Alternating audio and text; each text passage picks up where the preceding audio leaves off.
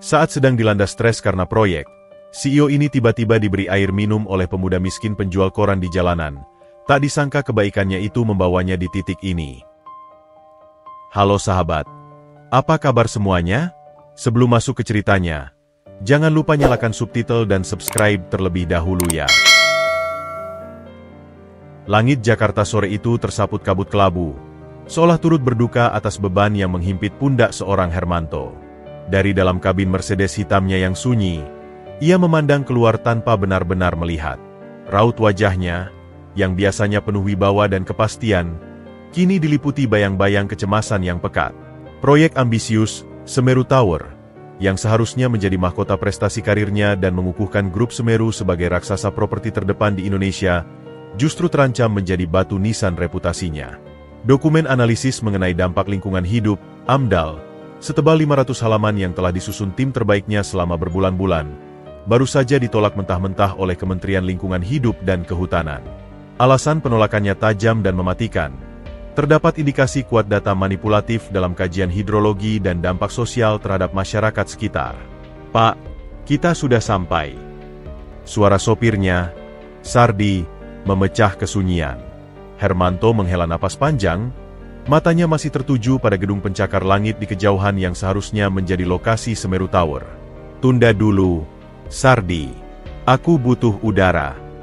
Ia melangkah keluar mobil. Tubuhnya yang tegap terasa berat bagai dipenuhi batu.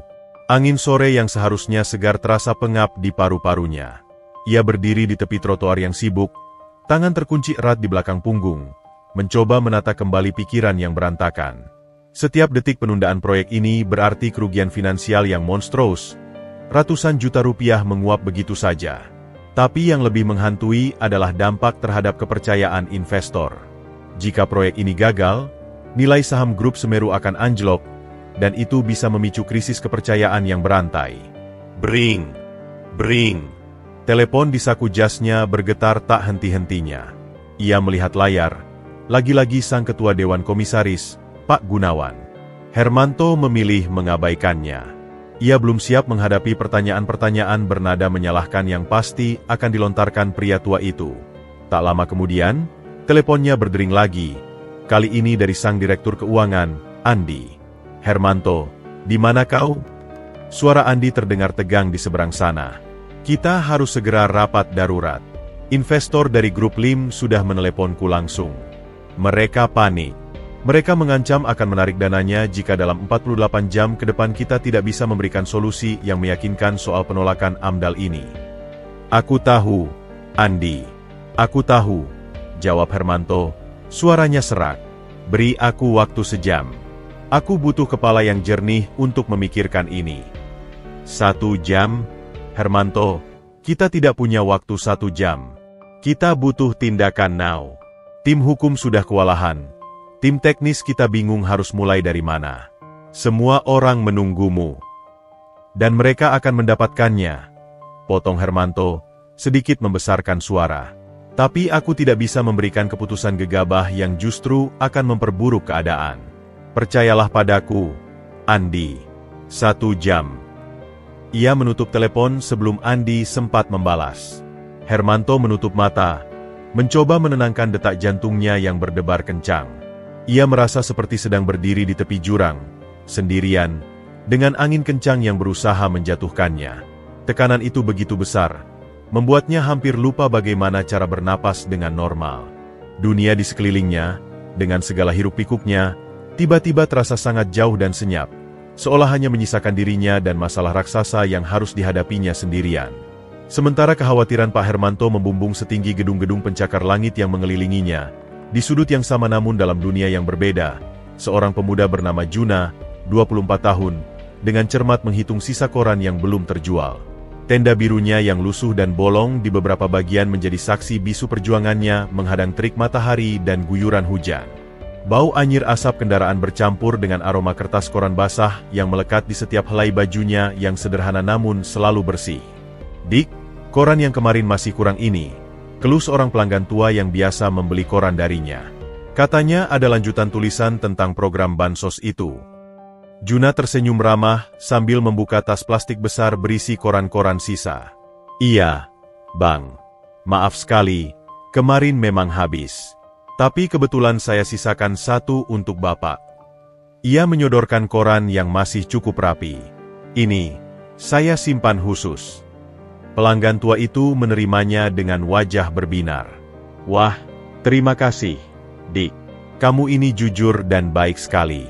Sudah jualan koran aja masih ingat pelanggan.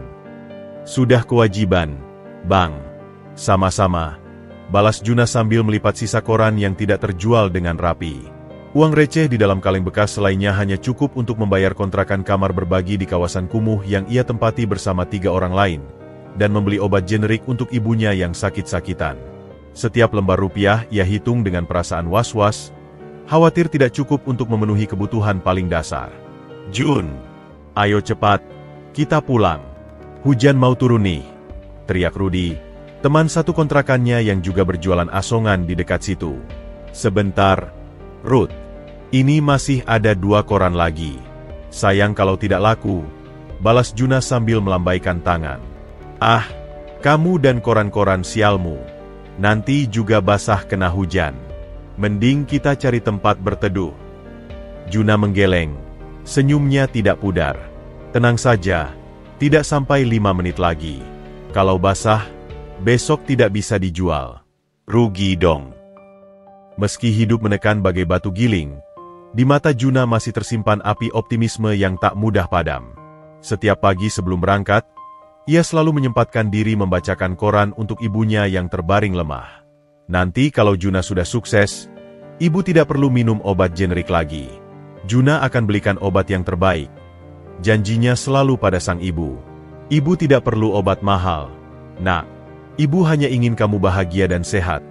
Jawab sang ibu setiap kali dengan suara lemah. Percakapan sederhana itulah yang menjadi penyemangatnya. Ia percaya, selama masih ada tenaga dan kejujuran, rezeki tidak akan mengkhianati. Bahkan dalam keadaan paling sulit sekalipun, ia tidak pernah sekalipun tergoda untuk mencuri atau melakukan kecurangan. Baginya, kejujuran adalah modal terakhir yang harus dipegang teguh. Dari kejauhan, matanya yang tajam menangkap sosok pria berjas necis berdiri kaku di balik mobil mewah. Bukan kemewahan mobil atau setelan jasnya yang menarik perhatian Juna, melainkan ekspresi wajah pria itu yang diliputi kecemasan dan bahu yang tampak begitu terbebani. Juna mengenali ekspresi itu, sama seperti ekspresi ayahnya dulu ketika harus memikirkan biaya pengobatan ibunya sebelum akhirnya meninggal karena tidak mampu berobat. Rudi, lihat itu, bisik Juna pada temannya. Orang itu seperti sedang ada masalah berat. Ah, orang kaya MAH selalu ada masalah. Mungkin sahamnya turun atau proyeknya gagal. Lupakan, Jun. Itu bukan urusan kita. Tapi Juna tidak bisa melupakan. Ia melihat pria itu menekan pelipisnya. Wajahnya pucat. Tanpa pikir panjang, ia mengambil botol air mineral yang sebenarnya ia sediakan untuk dirinya sendiri di hari panas ini. Botol itu adalah kemewahan baginya, karena biasanya ia hanya minum air dari galon yang sudah berjamur di kontrakan. Jun, jangan bodoh. Itu air terakhirmu, protes Rudi. Tidak apa-apa. Aku lihat dia butuh lebih dari aku, jawab Juna dengan mantap. Dengan langkah pasti meski agak ragu, ia menghampiri Pak Hermanto. Hatinya berdebar-debar, khawatir akan diusir atau dianggap pengemis. Tapi hati nuraninya berkata lain. Ia teringat pesan almarhum ayahnya, selalu tolong orang yang kau lihat sedang kesusahan. Nak, meski kau sendiri sedang susah. Maaf, Pak, sapa Juna dengan suara halus, memecah konsentrasi Pak Hermanto yang sedang tenggelam dalam pikirannya. Ini air, silakan diminum. Panas-panas begini, jangan sampai dehidrasi. Sementara di kejauhan, Rudi hanya bisa menggeleng-geleng melihat tindakan temannya itu, sambil bergumam. Dasar Juna, baiknya bukan main. Semoga tidak dibalas dengan kejahatan. Getar ponsel di tangan Hermanto seakan menjadi metronom yang mengiringi detak jantungnya yang tak beraturan. Setiap deringan adalah pengingat akan krisis yang menggerogoti fondasi kerajaan bisnisnya. Dari balik kacamatanya, dunia di luar terdistorsi menjadi gelombang warna-warni yang tak bermakna. Pejalan kaki yang berlalu lalang dengan tujuan jelas, menjadi kontras yang menyakitkan dengan kebingungannya sendiri. Ia merasakan tenggorokannya kering, Namun rasa haus fisik itu tenggelam oleh dahaga akan solusi yang tak kunjung datang. "Pak, boleh saya pinjam sebentar?" Suara itu datang seperti embun di tengah gurun. Hermanto berbalik, sedikit terkejut. Di hadapannya berdiri seorang pemuda dengan baju sederhana namun rapi. Wajahnya dibingkai senyum tulus yang jarang ia temui dalam dunianya yang penuh kepura-puraan. Di tangan pemuda itu tergenggam botol air mineral bening, terkondensasi oleh perbedaan suhu dengan udara Jakarta yang lembab. "Maaf mengganggu, Pak," ucap pemuda itu lagi. Suaranya jernih menembus deru lalu lintas. "Saya lihat Bapak dari tadi. Ini air, silakan diminum. Panas-panas begini, jangan sampai dehidrasi." Hermanto terdiam sejenak. Matanya menatap botol air itu lalu kembali ke wajah pemuda tersebut. Ada cahaya kepolosan di sana yang membuatnya teringat pada dirinya sendiri 30 tahun lalu, ketika ia masih menjadi pedagang keliling yang tak punya apa-apa selain mimpi. "Kamu," gumam Hermanto, mengambil botol itu. Tangannya yang biasanya stabil, sedikit gemetar. "Kamu jualan air?" "Tidak, Pak," jawab pemuda itu sambil menunjuk ke tenda biru di pojok jalan. "Saya jual koran. Ini air minum saya sendiri. Tapi tidak apa-apa, silakan Bapak saja yang minum." Rasa haru yang tak terduga menyergap Hermanto. Di tengah hiruk-pikuk kota yang individualis, di puncak kesendiriannya sebagai pemimpin, tawaran sederhana ini terasa seperti oase. Ia membuka tutup botol itu, sebuah gerakan sederhana yang tiba-tiba terasa sangat bermakna, dan meneguk isinya. Air segar itu mengalir di kerongkongannya, membersihkan debu keputusasaan yang menyumbat pikirannya. "Terima kasih," ucap Hermanto, suaranya lebih tulus dari yang ia kira. "Namamu siapa, Nak?" "Juna, Pak. Juna Wijaya." "Hermanto," balasnya singkat, tanpa gelar atau jabatan. Untuk sesaat, ia ingin menjadi sekadar manusia biasa, bukan CEO grup Semeru yang terbebani tanggung jawab miliaran rupiah. "Bapak sedang ada masalah?" tanya Juna dengan polos. "Kalau boleh saya bilang, wajah Bapak tadi kelihatan sangat berat." Pertanyaan sederhana itu mengena langsung ke relung hatinya. Berapa lama sejak terakhir kali seseorang menanyakan keadaannya tanpa pamrih? Bukan tentang saham, bukan tentang proyek, bukan tentang laba, tapi tentang dirinya sebagai manusia? Masalah. Hermanto menghela napas, mencoba menyusun kata-kata. "Ya, bisa dibilang begitu. Kadang, masalah itu seperti kita mencoba membangun menara tinggi, tapi fondasinya ternyata rapuh." Juna mengangguk, meski mungkin tak sepenuhnya paham. "Ibu saya sering bilang, Pak, menara yang tinggi harus punya fondasi yang kuat. Tapi kalau fondasinya sudah rapuh, bukan berarti menaranya harus roboh. Bisa diperbaiki, asal ada kemauan." Kalimat sederhana itu menggema dalam benak Hermanto. Ibarat petir di siang bolong, sesuatu tersambung dalam pikirannya. Amdal yang ditolak, itu adalah fondasi yang rapuh. Tapi bukan berarti proyeknya harus gagal total. Mungkin, yang diperlukan adalah memperbaiki fondasi itu. "Kamu bijaksana, Juna," puji Hermanto. "Ibumu pasti orang yang hebat." "Terima kasih, Pak." Ibunya orang sederhana, tapi kata-katanya selalu masuk akal. Juna tersenyum, lalu melihat ke arah tendanya. "Maaf, Pak, saya harus kembali jualan. Koran belum habis." Sebelum pergi, Hermanto merogoh saku celananya dan mengeluarkan selembar uang. "Ini untuk airnya, dan untuk percakapan tadi." Juna terlihat ragu. "Tidak perlu, Pak. Itu hanya air minum biasa." "Terimalah," pinta Hermanto, mendorong lembaran uang itu ke tangan Juna. "Anggap saja sebagai bayaran untuk nasihat yang berharga." Dengan ragu-ragu, Juna menerimanya. Matanya membelalak ketika melihat nominal uang itu, cukup untuk biaya pengobatan ibunya selama sebulan. "Terima kasih banyak, Pak," ucap Juna, suaranya bergetar. Ini terlalu banyak." "Tidak," bantah Hermanto lembut. "Nasihat yang baik tidak ternilai harganya." Saat Juna berbalik dan berlari kembali ke tendanya, Hermanto berdiri lebih tegak. Botol air setengah habis masih tergenggam di tangannya. Dahaganya telah terobati, bukan hanya secara fisik, tapi juga secara mental. Masalahnya masih ada, tapi sekarang ia melihatnya dari perspektif yang berbeda. Mungkin yang diperlukan bukanlah solusi kompleks dari konsultan mahal, tapi pendekatan yang lebih manusiawi, seperti yang baru saja diajarkan Juna padanya. Dari kejauhan, ia melihat Juna melambaikan uang itu pada temannya dengan wajah berseri-seri. Senyum tipis mengembang di bibir Hermanto. Untuk pertama kalinya hari itu, ia merasa ada secercah harapan. Udara panas Jakarta tiba-tiba terasa lebih ringan bagi Hermanto. Botol air mineral setengah habis di tangannya terasa seperti tongkat estafet dari dunia yang lebih sederhana. Dunia di mana kebaikan masih diberikan tanpa perhitungan. Ia memperhatikan Juna yang kembali ke tenda birunya dengan langkah ringan, lalu berpaling kepada temannya dengan wajah berseri-seri sambil menunjukkan uang yang baru saja diterimanya. Masih ada waktu beberapa menit, gumam Hermanto pada dirinya sendiri. Beban sebagai CEO tiba-tiba terasa lebih ringan, digantikan oleh keinginan tulus untuk mengenal lebih jauh pemuda baik hati ini. Dengan langkah mantap, ia menyusuri trotoar menuju tenda biru tempat Juna berjualan. Juna yang sedang bersemangat bercerita pada Rudy, terkejut ketika melihat pria berjas itu menghampiri kembali. "Ada yang bisa saya bantu, Pak?" tanyanya waspada, khawatir pria ini mungkin meminta uangnya kembali. Tidak, jawab Hermanto cepat, menyadari kekhawatiran di mata Juna. "Saya hanya ingin berbincang sebentar, kalau tidak mengganggu." Rudy, yang dari tadi memperhatikan dengan curiga, segera berbisik pada Juna. "Hati-hati, Jun. Orang kaya gini biasanya mau apa?" Tapi Juna sudah merasakan ketulusan dari pria ini. "Tidak mengganggu, Pak.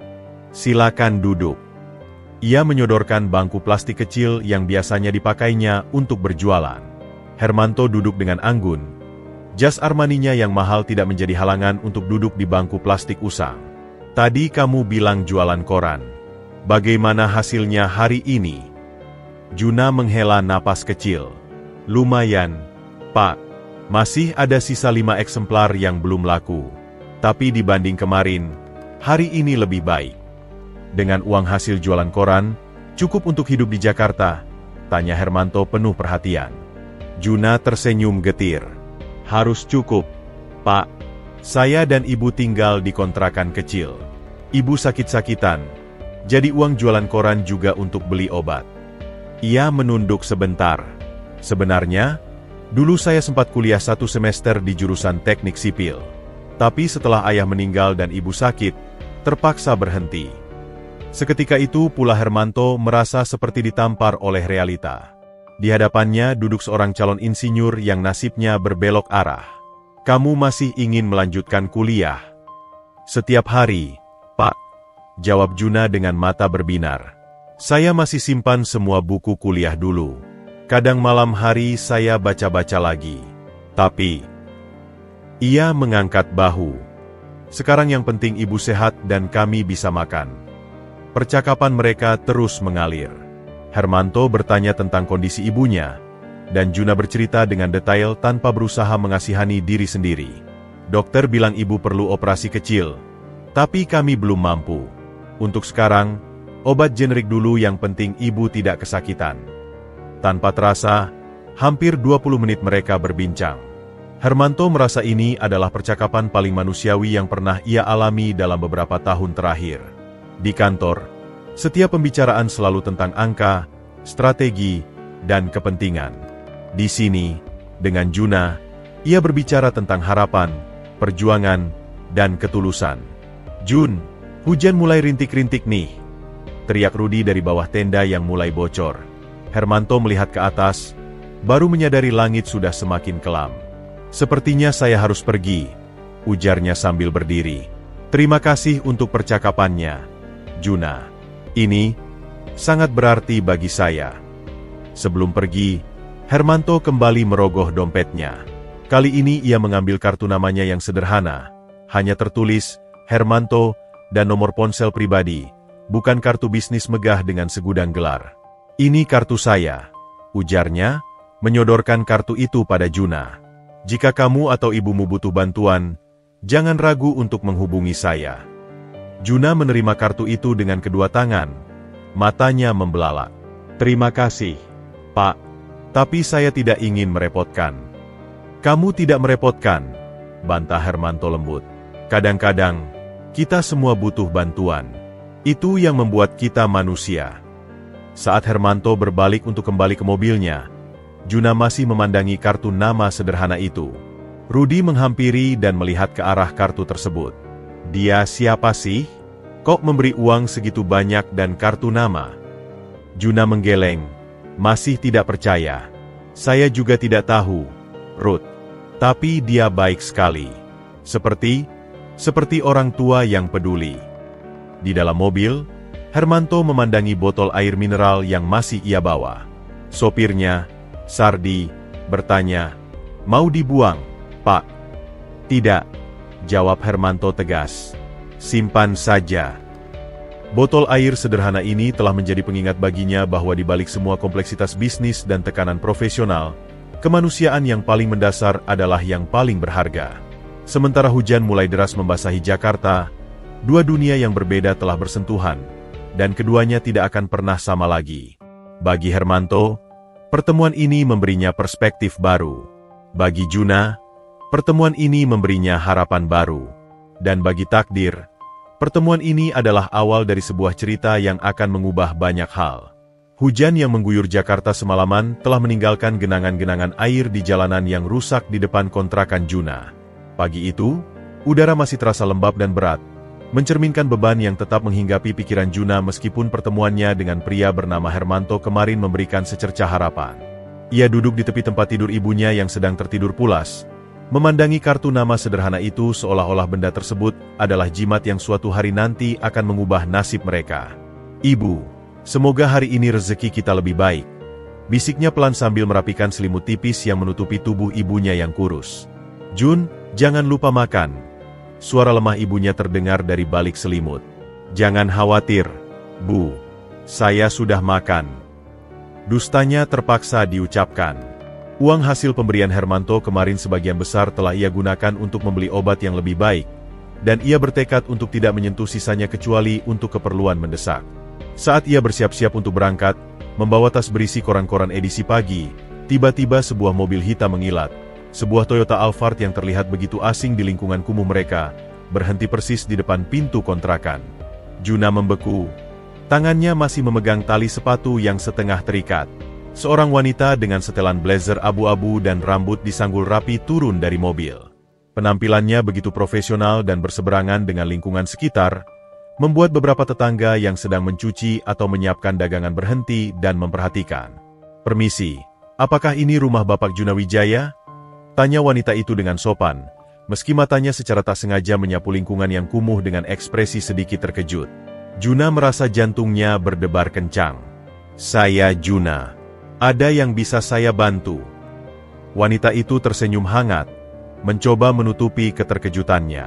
"Saya Maya, asisten pribadi Bapak Hermanto. Bapak Hermanto meminta saya untuk menjemput Anda. Beliau ingin bertemu dengan Anda di kantornya." Rasa panik mendadak menyergap Juna. Pikirannya langsung melayang kepada uang yang diterimanya kemarin. Apakah ada masalah dengan uang yang Bapak berikan kemarin? Saya bisa "Oh, tidak, sama sekali tidak," potong Maya cepat, menyadari kekhawatiran Juna. "Bapak Hermanto hanya ingin berbincang lebih lanjut. Ini undangan, bukan panggilan resmi." Perempuan itu melihat kekhawatiran yang masih tersisa di wajah Juna. "Bapak Hermanto bilang, Anda adalah teman bicaranya yang menyenangkan kemarin." Rudi, yang mendengar percakapan dari dalam, segera menghampiri. "Jun, jangan pergi. Ini bisa jadi berbahaya," bisiknya khawatir. Tapi Maya sudah mengantisipasi keraguan ini.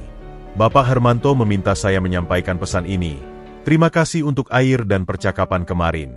Sekarang saya ingin membalasnya." Kalimat itu meyakinkan Juna. Ia mengangguk pelan. "Baik, saya ikut. Tolong tunggu sebentar. Saya pamit pada ibu dulu." Di dalam mobil mewah yang sebelumnya tak pernah ia bayangkan bisa ditumpanginya, Juna duduk kaku. Kulit joknya yang lembut, aroma interior yang harum, dan kesunyian yang terasa begitu mewah, semuanya terasa asing. Ia memandangi Jakarta dari balik kaca film yang gelap, kota yang tiba-tiba terlihat berbeda. Kami akan menuju ke Menara Semeru, ujar Maya sambil menyetir dengan lancar. Kantor pusat Grup Semeru. Juna tercekat. Grup Semeru? Perusahaan properti terbesar di Indonesia? Selama ini, ia hanya membaca tentang perusahaan ini dari koran-koran yang dijualnya. Tak pernah terbayang bahwa pria baik hati yang memberinya uang kemarin adalah orang yang berhubungan dengan perusahaan sebesar itu. Saat mobil memasuki basement gedung yang megah, dan ia berjalan mengikuti Maya melalui lobi yang dipenuhi marble mengilap, dengan langit-langit setinggi 5 meter dan karyawan yang lalu lalang dengan pakaian necis, Juna merasa seperti orang asing di dunianya sendiri. Setiap langkahnya terasa berat. Sepatu lusuhnya meninggalkan jejak kecil pada lantai yang berkilau. Maya membawanya ke lift glass yang meluncur cepat.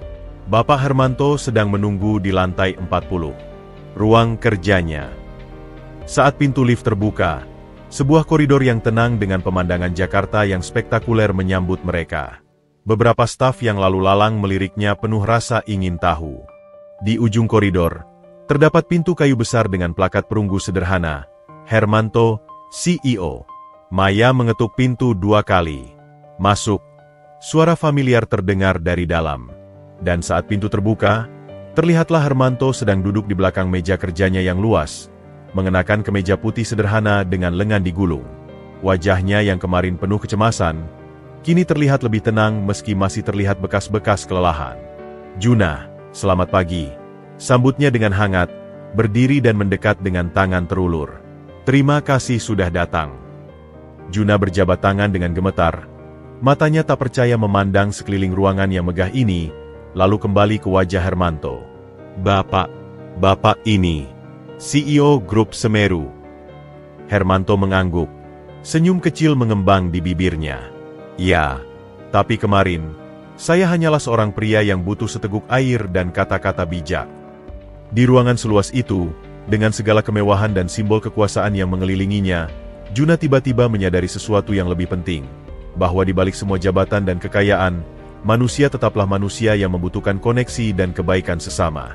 Dan hari ini, takdir memberinya kesempatan untuk melihat sisi lain dari kehidupan, sisi yang tak pernah ia bayangkan bisa ia sentuh. Ruangan kerja seluas 80 meter persegi itu terasa bagai sebuah alam semesta yang terpisah bagi Juna. Dari kaca patri setinggi langit-langit, ia bisa melihat seluruh pusat kota Jakarta terbentang di bawahnya, gedung-gedung pencakar langit, lalu lintas yang seperti semut bergerak, dan awan-awan yang seolah berada dalam jangkauan. Ini adalah pemandangan yang hanya pernah ia lihat melalui koran-koran mewah yang dijualnya, dan sekarang ia berdiri di tengah-tengahnya. Silakan duduk, Juna, ujar Hermanto dengan ramah, menunjuk ke sebuah sofa kulit yang elegan di sudut ruangan yang lebih santai, terpisah dari meja kerjanya yang megah. Juna duduk dengan kaku, tangannya berkeringat. Ia merasa begitu kecil, begitu tidak pantas berada di ruangan semewah ini. Kursi yang didudukinya terasa lebih empuk dari kasur yang ia gunakan selama ini. Apakah saya melakukan kesalahan, Pak? Tanya Juna dengan suara bergetar. Uang yang Bapak berikan kemarin, saya sudah. Hermanto mengangkat tangan, menghentikannya. Tidak, Nak. Ini bukan tentang uang itu. Ia duduk di seberang Juna, matanya penuh perhatian. Pertemuan kita kemarin, itu mengingatkan saya pada sesuatu yang sudah lama saya lupakan. Juna hanya bisa mendengarkan. Jantungnya berdebar kencang. Dalam dunia bisnis, lanjut Hermanto sambil menatap keluar jendela, kita sering terjebak dalam angka, strategi, dan kepentingan. Kita lupa bahwa pada akhirnya, bisnis adalah tentang manusia. Kemarin, kamu mengingatkan saya pada hal itu. Hermanto memandangi Juna dengan serius. Ketulusanmu memberikan air terakhirmu kepada orang asing, kejujuranmu dalam bercerita tentang hidupmu, dan kebijaksanaan sederhana dari kata-kata ibumu, itu semua adalah kualitas yang sangat berharga. Juna masih belum memahami arah pembicaraan ini. Tapi saya hanya melakukan apa yang menurutmu benar, sambung Hermanto. Dan itulah yang membuatnya istimewa. Ia mengambil napas dalam. Juna, saya ingin menawarkanmu sesuatu. Sebuah pekerjaan di perusahaan ini. Mata Juna membelalak. Mulutnya terbuka sedikit. Tetapi tidak ada suara yang keluar. Ia seperti ikan yang kehabisan oksigen. Bukan sebagai office boy atau cleaning service. jelas Hermanto, membaca kebingungan di wajah Juna. Saya ingin kamu bergabung di divisi Corporate Social Responsibility kami, sebagai staf junior. Juna menggeleng, tak percaya. Tapi saya tidak punya pendidikan untuk itu, Pak. Saya cuma lulusan SMA, dan itu pun. Pendidikan formal penting, akui Hermanto, tapi tidak segalanya. Di divisi CSR, kami butuh orang yang benar-benar memahami realita masyarakat, orang yang punya empati dan ketulusan. Kamu sudah membuktikan itu. Dengan tangan gemetar, Juna mencoba memahami semua ini. Apa yang harus saya lakukan? Hermanto tersenyum. Kamu akan membantu merancang dan menjalankan program-program sosial perusahaan. Mengunjungi masyarakat yang terkena dampak proyek kami, mendengarkan keluhan mereka, dan menemukan solusi yang manusiawi. Tiba-tiba, pintu ruangan diketuk dan seorang pria parubaya dengan kacamata tebal masuk. Hermanto, meeting dengan investor sudah. Pria itu berhenti mid-sentence ketika melihat Juna. Oh, maaf. Saya tidak tahu Anda sedang ada tamu. Hando, tepat sekali kamu datang, sambut Hermanto. Ini Juna, calon staf baru di divisimu. Juna, ini Pak Handoko, Direktur CSR kami. Handoko mengangkat alis, terlihat bingung. Staf baru? Tapi kita belum membuka lowongan untuk. Ini keputusan khusus, Hando, potong Hermanto lembut tapi tegas. Percayalah padaku, Juna punya kualitas yang kita butuhkan.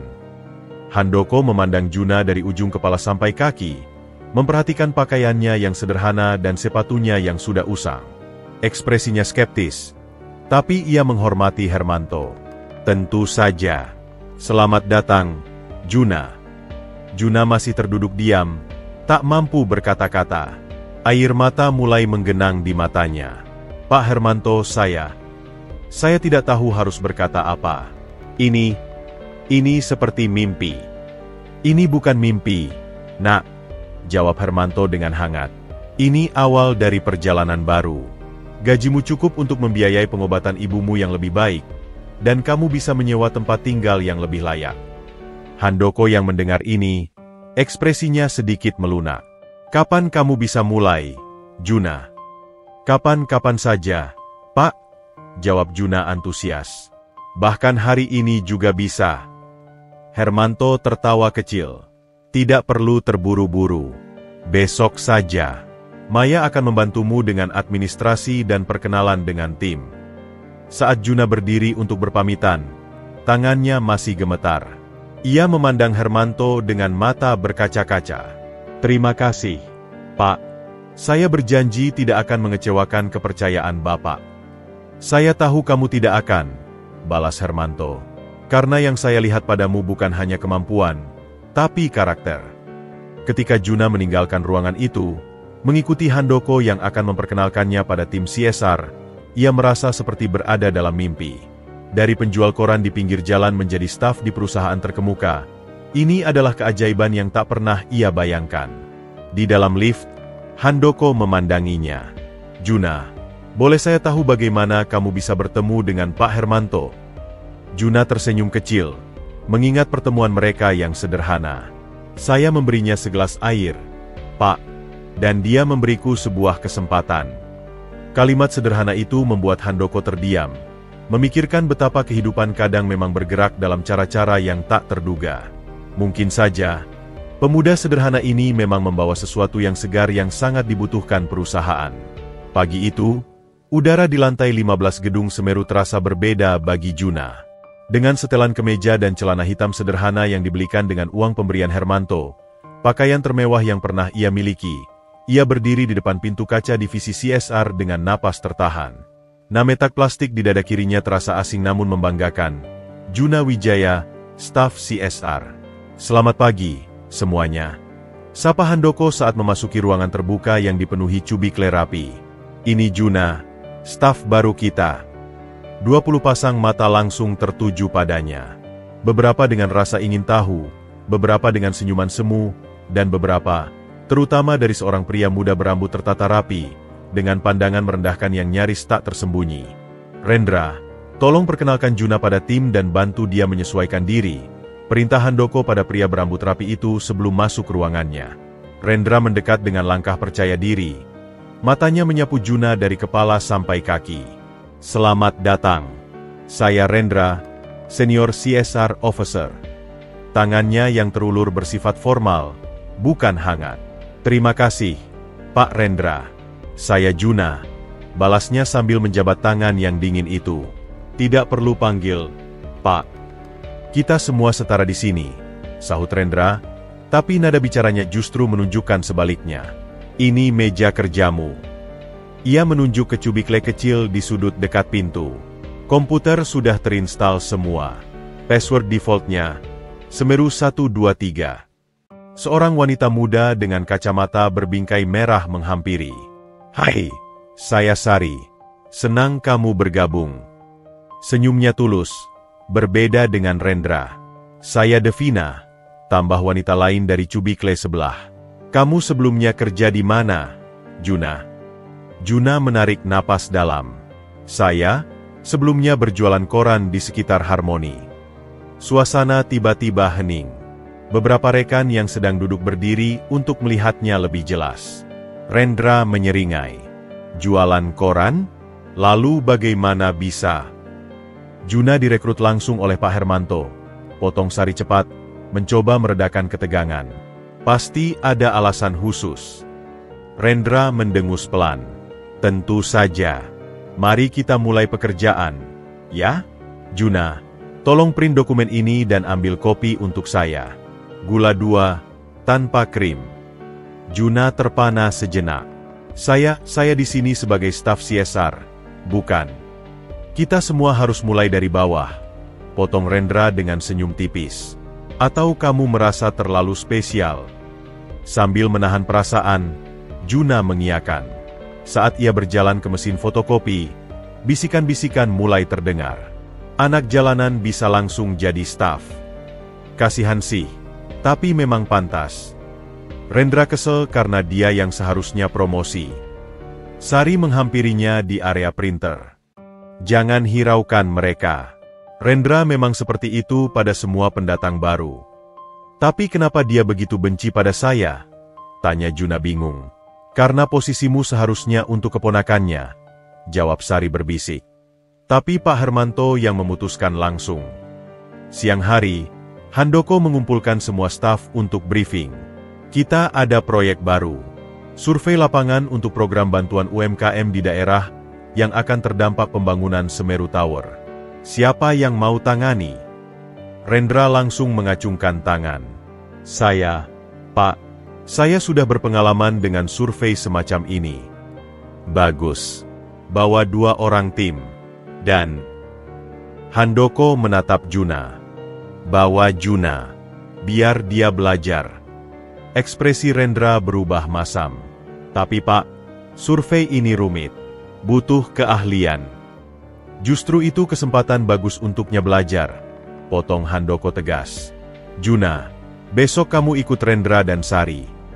Dalam perjalanan pulang hari itu, di dalam angkutan umum yang sesak, Juna merenungkan semua yang terjadi. Dunia baru ini ternyata tidak semudah yang ia bayangkan. Namun, ia teringat kata-kata ibunya, jerat emas di kaki gajah, tetap saja jerat, nak. Tapi gajah tetap harus belajar berjalan dengannya. Keesokan harinya, di sebuah permukiman padat di Jakarta Utara, Juna mengikuti Rendra dan Sari. Rendra langsung memimpin wawancara dengan pemilik warung dengan gaya birokratis. Berapa omset per bulan? Sudah berapa lama usaha? Punya izin? Daftar pertanyaannya kaku, membuat narasumbernya nervous. Sari mencatat dengan tekun, tapi Juna memperhatikan bahwa para pemilik warung tidak nyaman. Jawaban mereka singkat dan penuh keraguan. Sar, boleh saya coba? Bisik Juna pada Sari. Rendra mendengarnya. Kami punya metodologi baku, Juna. Jangan mengganggu. Tapi Sari memberi izin. Silakan coba, Jun. Siapa tahu ada pendekatan berbeda. Juna mendekati seorang ibu pemilik warung makan kecil. Bu, kalau tidak keberatan, saya mau numpang duduk sebentar. Lapangan hari ini panas ya. Ibu itu terkejut, lalu tersenyum. Iya, Nak. Silakan duduk. Mau pesan apa? Boleh saya tanya-tanya sedikit tentang warung ibu? Tanya Juna sambil duduk di bangku plastik sederhana. Ini masakan khas mana? Percakapan mengalir alami. Dari resep turun-temurun, kesulitan dapat bahan baku segar, sampai impian punya tempat yang lebih besar. Tanpa terasa, Juna mendapat informasi detail yang tidak tercantum dalam kuesioner baku, tentang hubungan dengan pelanggan tetap, masalah sampah di lingkungan, hingga harapan untuk bisa ikut pelatihan memasak. Rendra yang memperhatikan dari jauh semakin kesal. Dia malah mengobrol ngalor ngidul. Bukan bekerja. Tapi lihat datanya, bantah Sari sambil menunjukkan catatannya. Lebih kaya dan mendalam dari yang kita dapatkan. Saat mereka bersiap pulang, seorang pemilik bengkel sepeda motor menghampiri. Mas, tadi yang muda bicara sama ibu warung itu, dia dari Semeru Group ya? Iya, Pak. Ada yang bisa kami bantu? Jawab Rendra. Bilang sama dia, terima kasih. Sudah lama tidak ada orang perusahaan besar yang mau duduk ngobrol sama kami seperti biasa. Di mobil dalam perjalanan kembali ke kantor, Rendra diam 1000 bahasa. Sari tersenyum pada Juna. Pendekatanmu berbeda, Jun. Tapi efektif.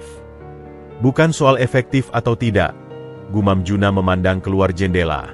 Mereka juga manusia yang ingin didengarkan, bukan sekadar diwawancara. Hari pertama yang penuh gejolak itu berakhir dengan pelajaran berharga. Di dunia korporat yang penuh kompetisi, ketulusan dan empati bisa menjadi senjata yang paling tak terduga. Dan Juna mulai memahami bahwa mungkin, inilah alasan sebenarnya Hermanto membawanya ke sini, bukan untuk mengubahnya menjadi seperti mereka, tapi untuk membawa sesuatu yang baru yang selama ini hilang dari perusahaan ini. Malam itu, kantor divisi CSR sudah hampir sepi. Hanya tersisa beberapa karyawan yang menyelesaikan laporan sebelum akhir pekan. Juna duduk di cubiklenya, mata terasa perih menatap layar komputer, tetapi tekadnya tidak goyah.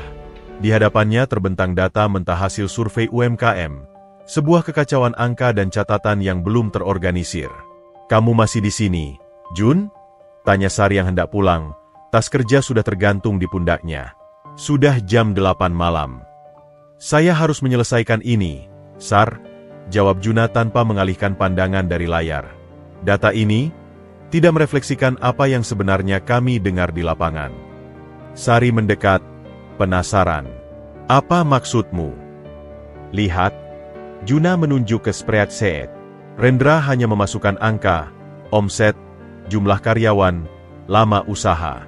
Tapi tidak ada cerita di balik angka-angka ini. Tidak ada tentang Ibu Tini yang warungnya hampir bangkrut karena tempatnya kebanjiran. Atau Pak Budi yang ingin mewariskan usaha kerajinannya pada anaknya tapi tidak ada yang mau meneruskan. Sari terdiam sejenak. Kuesioner kita memang dirancang seperti itu, Jun. Untuk memudahkan analisis statistik. Tapi manusia bukan sekadar statistik, bantah Juna lembut. Mereka punya cerita, mimpi, ketakutan.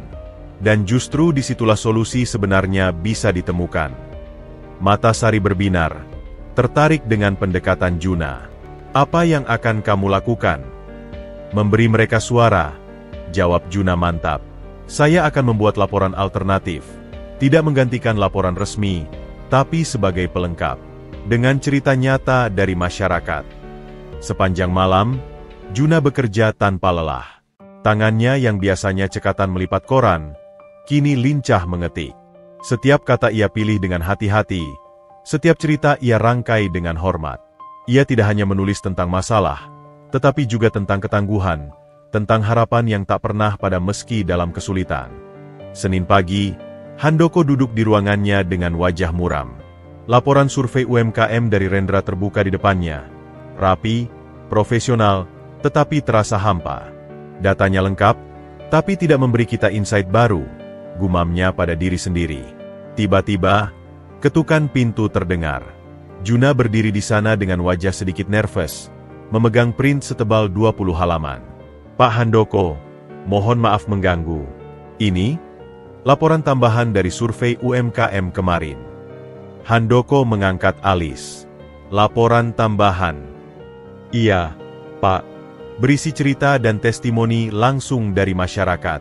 Mungkin bisa memberikan perspektif berbeda. Dengan rasa penasaran, Handoko menerima dokumen itu. Ia mulai membacanya, dan semakin lama, ekspresinya berubah. Di hadapannya bukan sekadar laporan, tetapi sebuah potret kehidupan yang hidup dan menyentuh. Halaman 7. Ibu Tini, warung makan, sederhana. Selama 15 tahun warung ini menghidupi keluarga saya. Tapi sejak banjir besar tahun lalu, pelanggan sepi. Yang tetap datang hanya tetangga dekat yang tahu saya sedang berjuang. Halaman 12. Pak Budi, pengrajin kayu. Saya ingin anak saya yang kuliah di jurusan desain bisa meneruskan usaha ini. Tapi dia bilang, tidak ada masa depan jadi pengrajin. Mungkin dia benar. Handoko menatap Juna. Kamu wawancara ulang mereka? Tidak, Pak. Ini dari percakapan informal selama survei. Saya hanya mencatat apa yang mereka bagi secara sukarela. Tepat saat itu, Hermanto lewat di depan ruangan Handoko. Melihat Juna di dalam, ia mampir. Juna, apa kabar? Sudah menyesuaikan diri. Baik, Pak. Sedang konsultasi dengan Pak Handoko tentang laporan survei. Hermanto melihat dokumen di tangan Handoko. Laporan UMKM? Bagaimana hasilnya? Handoko menyodorkan kedua laporan, versi Rendra dan versi Juna. Silakan lihat sendiri, Herm. Hermanto membandingkan keduanya. Yang satu penuh tabel dan grafik, yang lain penuh cerita dan gambar sketsa sederhana yang dibuat Juna. Matanya lama tertancap pada laporan Juna. Di halaman 18, kata Handoko, Juna tidak hanya mengidentifikasi masalah, tetapi juga menawarkan solusi berbasis komunitas. Program kemitraan, bukan bantuan. Hermanto membaca bagian yang dimaksud. Proposal sederhana tentang pembentukan koperasi UMKM yang didukung perusahaan, dengan sistem mentoring dan akses pasar. Ini. Hermanto terkesima. Inilah yang selama ini kita cari. Pendekatan yang manusiawi, bukan sekadar charity. Juna tersipu. Saya hanya mencoba melihat mereka seperti melihat keluarga sendiri, Pak. Hermanto menepuk pundak Juna. Kamu membawa sesuatu yang sangat berharga ke sini.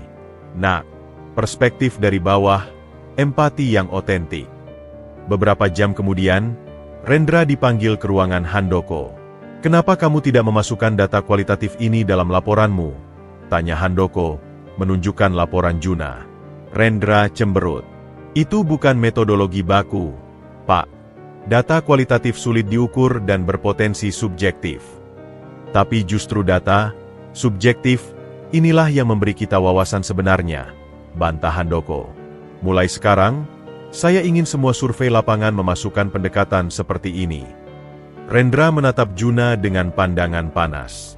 Tentu saja, Pak. Setelah Rendra pergi, Handoko memandang Juna. Dengar, Jun, kamu punya bakat alami untuk memahami orang. Jangan biarkan siapapun memadamkan itu. Terima kasih, Pak. Saya hanya melakukan apa yang saya rasa benar. Malam itu, ketika Juna pulang ke kontrakan barunya yang lebih layak, sebuah kamar kos kecil yang ia sewa dekat kantor, ia membawa segelas susu hangat untuk ibunya. Ibu, hari ini saya belajar sesuatu, katanya sambil membantu ibunya duduk. Apa itu, Nak? Bahwa di dunia yang serba cepat dan penuh angka, cerita manusia tetap yang terpenting. Dan kebenaran sederhana yang ibu ajarkan selama ini, untuk selalu mendengarkan dengan hati, ternyata sangat berharga. Sang ibu tersenyum, matanya berbinja. Karena pada akhirnya, Nak, bisnis terbaik adalah bisnis yang membahagiakan manusia. Di menara tinggi yang lain, Hermanto berdiri di depan jendela kantornya, memandang kota di bawah. Laporan Juna terbuka di mejanya. Untuk pertama kalinya dalam beberapa minggu, ia merasa optimis. Mungkin jawaban dari masalah AMDAL Semeru Tower tidak terletak pada dokumen teknis yang rumit, tetapi pada pendekatan yang lebih manusiawi, persis seperti yang ditunjukkan Juna. Pemuda penjual koran itu tidak hanya membawa segelas air pada hari yang panas, tetapi juga membawa segelas pemikiran segar yang mulai mengubah cara perusahaan ini beroperasi. Dan perubahan, betapapun kecilnya, Selalu dimulai dengan satu langkah sederhana. Cahaya pagi menyapu cubikle divisi CSR, mengungkap ketegangan yang mulai mengkristal di antara meja-meja kerja yang rapi. 2 minggu telah berlalu sejak laporan UMKM Juna mendapat pujian, dan atmosfer di sekitar Rendra semakin dingin setiap harinya. Meeting pagi di ruang conference 3, 5 menit lagi. Seru Rendra tanpa senyum, berjalan melewati cubikle Juna tanpa menoleh. Sari yang duduk di seberang Juna menghela napas. Dia masih kesal karena presentasi minggu lalu. Juna mengangguk lesu. Presentasi tentang program kemitraan UMKM berdasarkan datanya telah membuat Hermanto sangat terkesan, sementara proposal Rendra tentang program bantuan konvensional ditolak.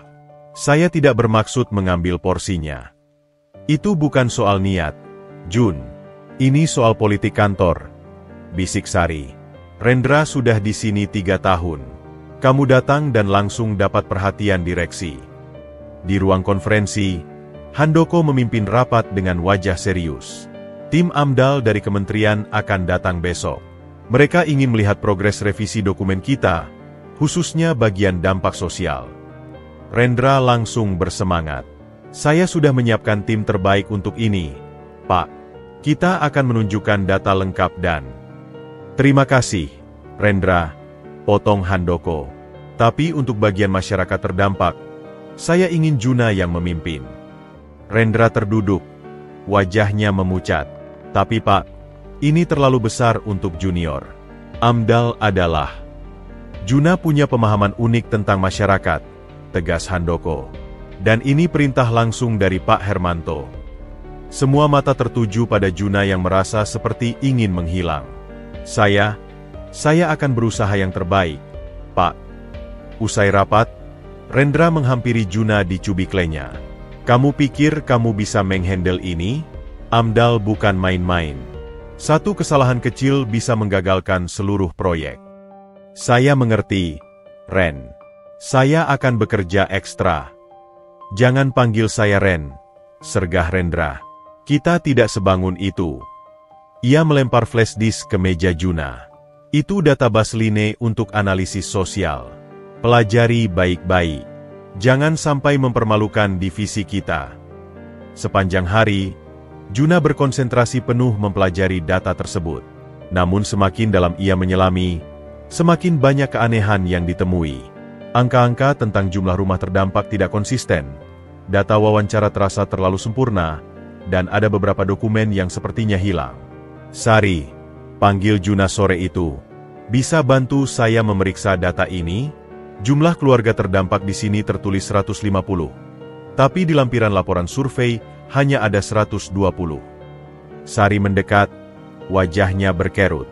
Itu aneh. Biar saya lihat. Beberapa menit kemudian, ia menghela napas. Jun, sepertinya ada yang tidak beres dengan data ini. Bagaimana maksudmu? Beberapa file korup, dan ada data yang sengaja dihapus. Terutama bagian tentang keluhan masyarakat. Juna merasa dadanya sesak. Apa yang harus kita lakukan? Kita harus lapor ke Pak Handoko. Tepat saat itu, Rendra muncul. Masih ada masalah? Sudah saya bilang, ini terlalu berat untukmu. Data ini tidak lengkap. Rendra, koreksi Juna. Banyak file yang korup. Rendra menyeringai. Mungkin komputermu yang bermasalah. Atau mungkin kamu tidak bisa mengoperasikan software dengan benar. Sari membela. Saya sudah cek di komputer saya juga. Memang ada yang tidak beres dengan datanya. Ah, kalian berdua saja yang tidak kompeten, tuduh Rendra sebelum berbalik pergi. Malam itu, ketika hampir semua karyawan sudah pulang, Juna masih duduk termenung di cubiklenya. Tiba-tiba, ide muncul di kepalanya. Ia membuka database perusahaan dan mencari arsip laporan sosial dari proyek-proyek sebelumnya. Setelah berjam-jam menyelami data, ia menemukan pola yang mencurigakan.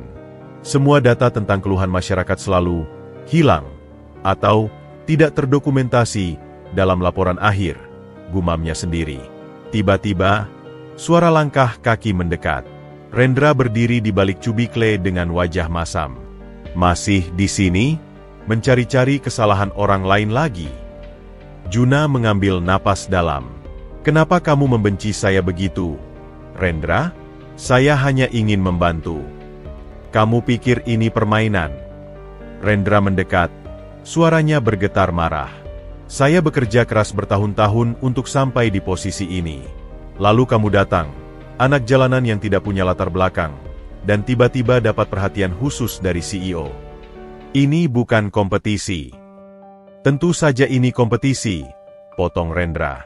Di dunia korporat, semuanya kompetisi. Dan kamu menggunakan ketulusan palsumu sebagai senjata. Juna berdiri, menghadapi Rendra secara langsung untuk pertama kalinya. Apa yang kamu tahu tentang ketulusan? Kamu yang menyembunyikan data penting tentang keluhan masyarakat? Kamu yang lebih peduli pada kariermu daripada membantu orang yang benar-benar membutuhkan? Rendra tertawa sinis. Kamu benar-benar naif. Di dunia nyata, untuk naik kita harus menginjak orang lain. Suatu hari nanti kamu akan mengerti.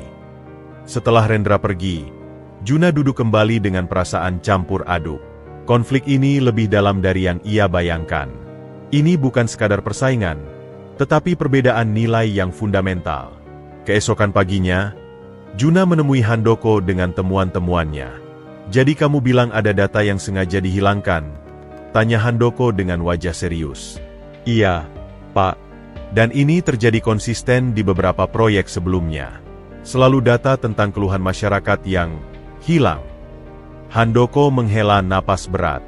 Ini serius, Juna. Jika benar, berarti selama ini kita mengambil keputusan berdasarkan data yang tidak lengkap. Saya punya usulan, Pak. Bagaimana jika besok saat tim AMDAL datang, kita tunjukkan data yang sebenarnya, dengan segala kekurangannya, plus rencana konkret kita untuk memperbaikinya. Handoko memandang Juna dengan takjub. Kamu mau mengakui kelemahan kita di depan tim verifikasi? Lebih baik jujur dan punya rencana perbaikan, daripada ketahuan berbohong, jawab Juna. Seperti ibu saya selalu bilang, kepercayaan sekali hilang, butuh bertahun-tahun untuk mendapatkannya kembali. Pelajaran berharga dari pinggir jalan itu kembali membimbingnya di menara pencakar langit. Dan kali ini, kebijaksanaan sederhana itu mungkin akan menyelamatkan perusahaan dari bencana yang lebih besar. Pagi itu, langit di luar menara Semeru tampak kelabu, seolah turut mengiringi suasana muram yang menyelimuti lantai 40. Ruang rapat direksi dipenuhi oleh wajah-wajah tegang. Di ujung meja panjang dari kayu jati, Hermanto duduk dengan bahu agak membungkuk, menatap layar proyeksi yang menampilkan grafik merah menyala, nilai saham grup Semeru yang terus merosot tajam. 15%. Hardik Pak Gunawan, Ketua Dewan Komisaris, wajahnya merah padam. Dalam 2 hari saja, nilai perusahaan kita anjlok 15%. Hermanto, apa penjelasanmu? Hermanto menghela napas dalam. Kita sedang menghadapi tekanan terberat dalam 10 tahun terakhir, Pak. Investor dari grup LIM sudah mengonfirmasi akan menarik dananya jika dalam 24 jam ke depan kita tidak bisa memberikan jaminan bahwa masalah AMDAL ini terselesaikan. Andi, Direktur Keuangan, mengetuk-ngetuk meja dengan nervous. Kita tidak bisa kehilangan grup LIM, Hermanto. Mereka adalah investor terbesar kita untuk proyek Semeru Tower. Tanpa mereka kita bangkrut. Tim hukum sudah bekerja 24 jam non-stop. Lapor Sylvia, Direktur Hukum, dengan mata berkantung. Tapi penolakan KLHK kali ini sangat solid. Data yang kita ajukan dinilai tidak akurat dan terkesan ditutup-tutupi. Hermanto menutup mata sejenak, mencoba menenangkan pikiran. Di mana letak ketidakakuratan data itu? Sylvia menghela napas, terutama di bagian analisis dampak sosial. Laporan kita menyatakan hanya 150 keluarga yang terdampak, tetapi KLHK memiliki data dari LSM setempat yang menyebutkan angka sebenarnya mendekati 300 keluarga. Selain itu, dokumen wawancara dengan masyarakat yang kita lampirkan dianggap terlalu positif dan tidak mencerminkan keluhan yang sebenarnya. Seketika itu pula, pikiran Hermanto melayang kepada percakapannya dengan Juna. Mereka juga manusia yang ingin didengarkan, bukan sekadar diwawancara. Ada apa, Hermanto? Tanya Pak Gunawan. Kamu seperti melayang. Maaf, Pak. Saya sedang memikirkan sesuatu. Hermanto membuka mata. Mungkin, Mungkin selama ini pendekatan kita yang salah. Kita terlalu fokus pada angka dan dokumen, tapi lupa pada substansi. Substansi? Sergah Pak Gunawan. Kita butuh solusi konkret, bukan filosofi. Tiba-tiba, asisten pribadi Hermanto membuka pintu ruangan dengan wajah panik.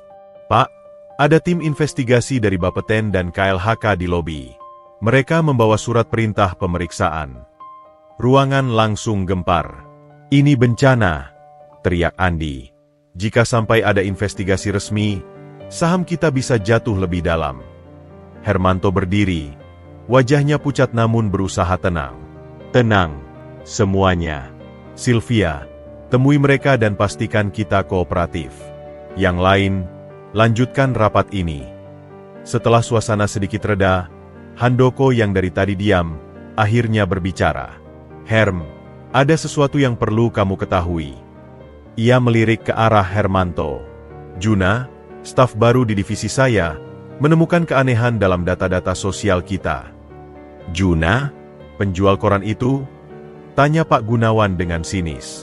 Sekarang kita mendengarkan penjual koran untuk menyelamatkan perusahaan. Biarkan dia melanjutkan. Pak, potong Hermanto cepat. Handoko menjelaskan temuan Juna tentang data yang hilang dan ketidaksesuaian dalam laporan-laporan sebelumnya. Menurut Juna, lebih baik kita jujur mengakui kesalahan dan menunjukkan rencana perbaikan yang konkret. Gila, bentak Pak Gunawan. Mengakui kesalahan? Itu bunuh diri. Atau justru penyelamatan? Bantah Hermanto perlahan. Pikirannya bekerja cepat. Jika kita ketahuan berbohong kepada pemerintah, konsekuensinya jauh lebih besar. Setidaknya dengan jujur, kita masih bisa membangun kepercayaan kembali. Anda mau mempertaruhkan perusahaan berdasarkan saran anak muda yang bahkan tidak lulus kuliah? Tanya Andi tidak percaya. Hermanto memandangi mereka satu persatu. Saya pernah mempertaruhkan segalanya berdasarkan ketulusan seorang pemuda yang memberiku segelas air ketika saya hampir menyerah. Dan itu tidak pernah mengecewakan saya. Dia berdiri, mengambil keputusan. Handoko, siapkan tim kecil yang dipimpin Juna untuk bertemu dengan tim verifikasi KLHK besok. Saya ingin mereka menunjukkan data yang sebenarnya, dengan segala kekurangannya, dan proposal program pemulihan yang lebih manusiawi. Tapi Hermanto, protes Pak Gunawan. Ini keputusan saya, tegas Hermanto. Kadang-kadang, untuk menyelamatkan sesuatu yang besar, kita harus kembali pada nilai-nilai yang kecil. Nilai kejujuran, nilai empati. Sore itu, ketika kabar tentang keputusan Hermanto menyebar, seluruh perusahaan gempar. Banyak yang menganggap ini adalah langkah nekat, bahkan bunuh diri profesional. Tapi di balik semua keraguan itu, Hermanto berdiri di jendela kantornya, memandang kota di bawah. Botol air mineral yang diberikan Juna masih berdiri di mejanya, sebagai pengingat akan pelajaran berharga bahwa di tengah badai yang paling gelap sekalipun, ketulusan dan kejujuran adalah jangkar yang paling kuat. Esok hari akan menentukan segalanya. Apakah keyakinannya pada nilai-nilai sederhana itu akan menyelamatkan perusahaan, atau justru menenggelamkannya? Ruang rapat lantai 40 pagi itu bagaikan medan pertempuran yang sunyi. Di satu sisi duduk tim verifikasi KLHK yang dipimpin oleh Ibu Dr. Mayasari, seorang perempuan dengan kacamata frameles dan tatapan tajam yang mengisyaratkan pengalaman bertahun-tahun meneliti dokumen AMDAL. Di sisi lain duduk tim grup Semeru yang dipimpin langsung oleh Hermanto, dengan wajah-wajah tegang para direksi. Terima kasih atas waktu Bapak dan Ibu. Buka Ibu Maya dengan suara datar namun penuh wibawa.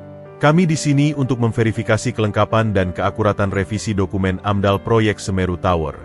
Seperti diketahui, penolakan sebelumnya didasarkan pada ketidakakuratan data sosial dan lingkungan. Satu persatu, tim teknis Semeru mempresentasikan revisi mereka. Grafik, tabel, dan analisis statistik dipajang dengan rapi, tetapi Ibu Maya sesekali menggeleng, jarinya menunjuk titik-titik kelemahan. Data ini masih terasa terpoles. Katanya pada suatu titik, terlalu sempurna. Di lapangan, kehidupan masyarakat tidak pernah sesederhana ini. Hermanto menatap Handoko, memberikan kode.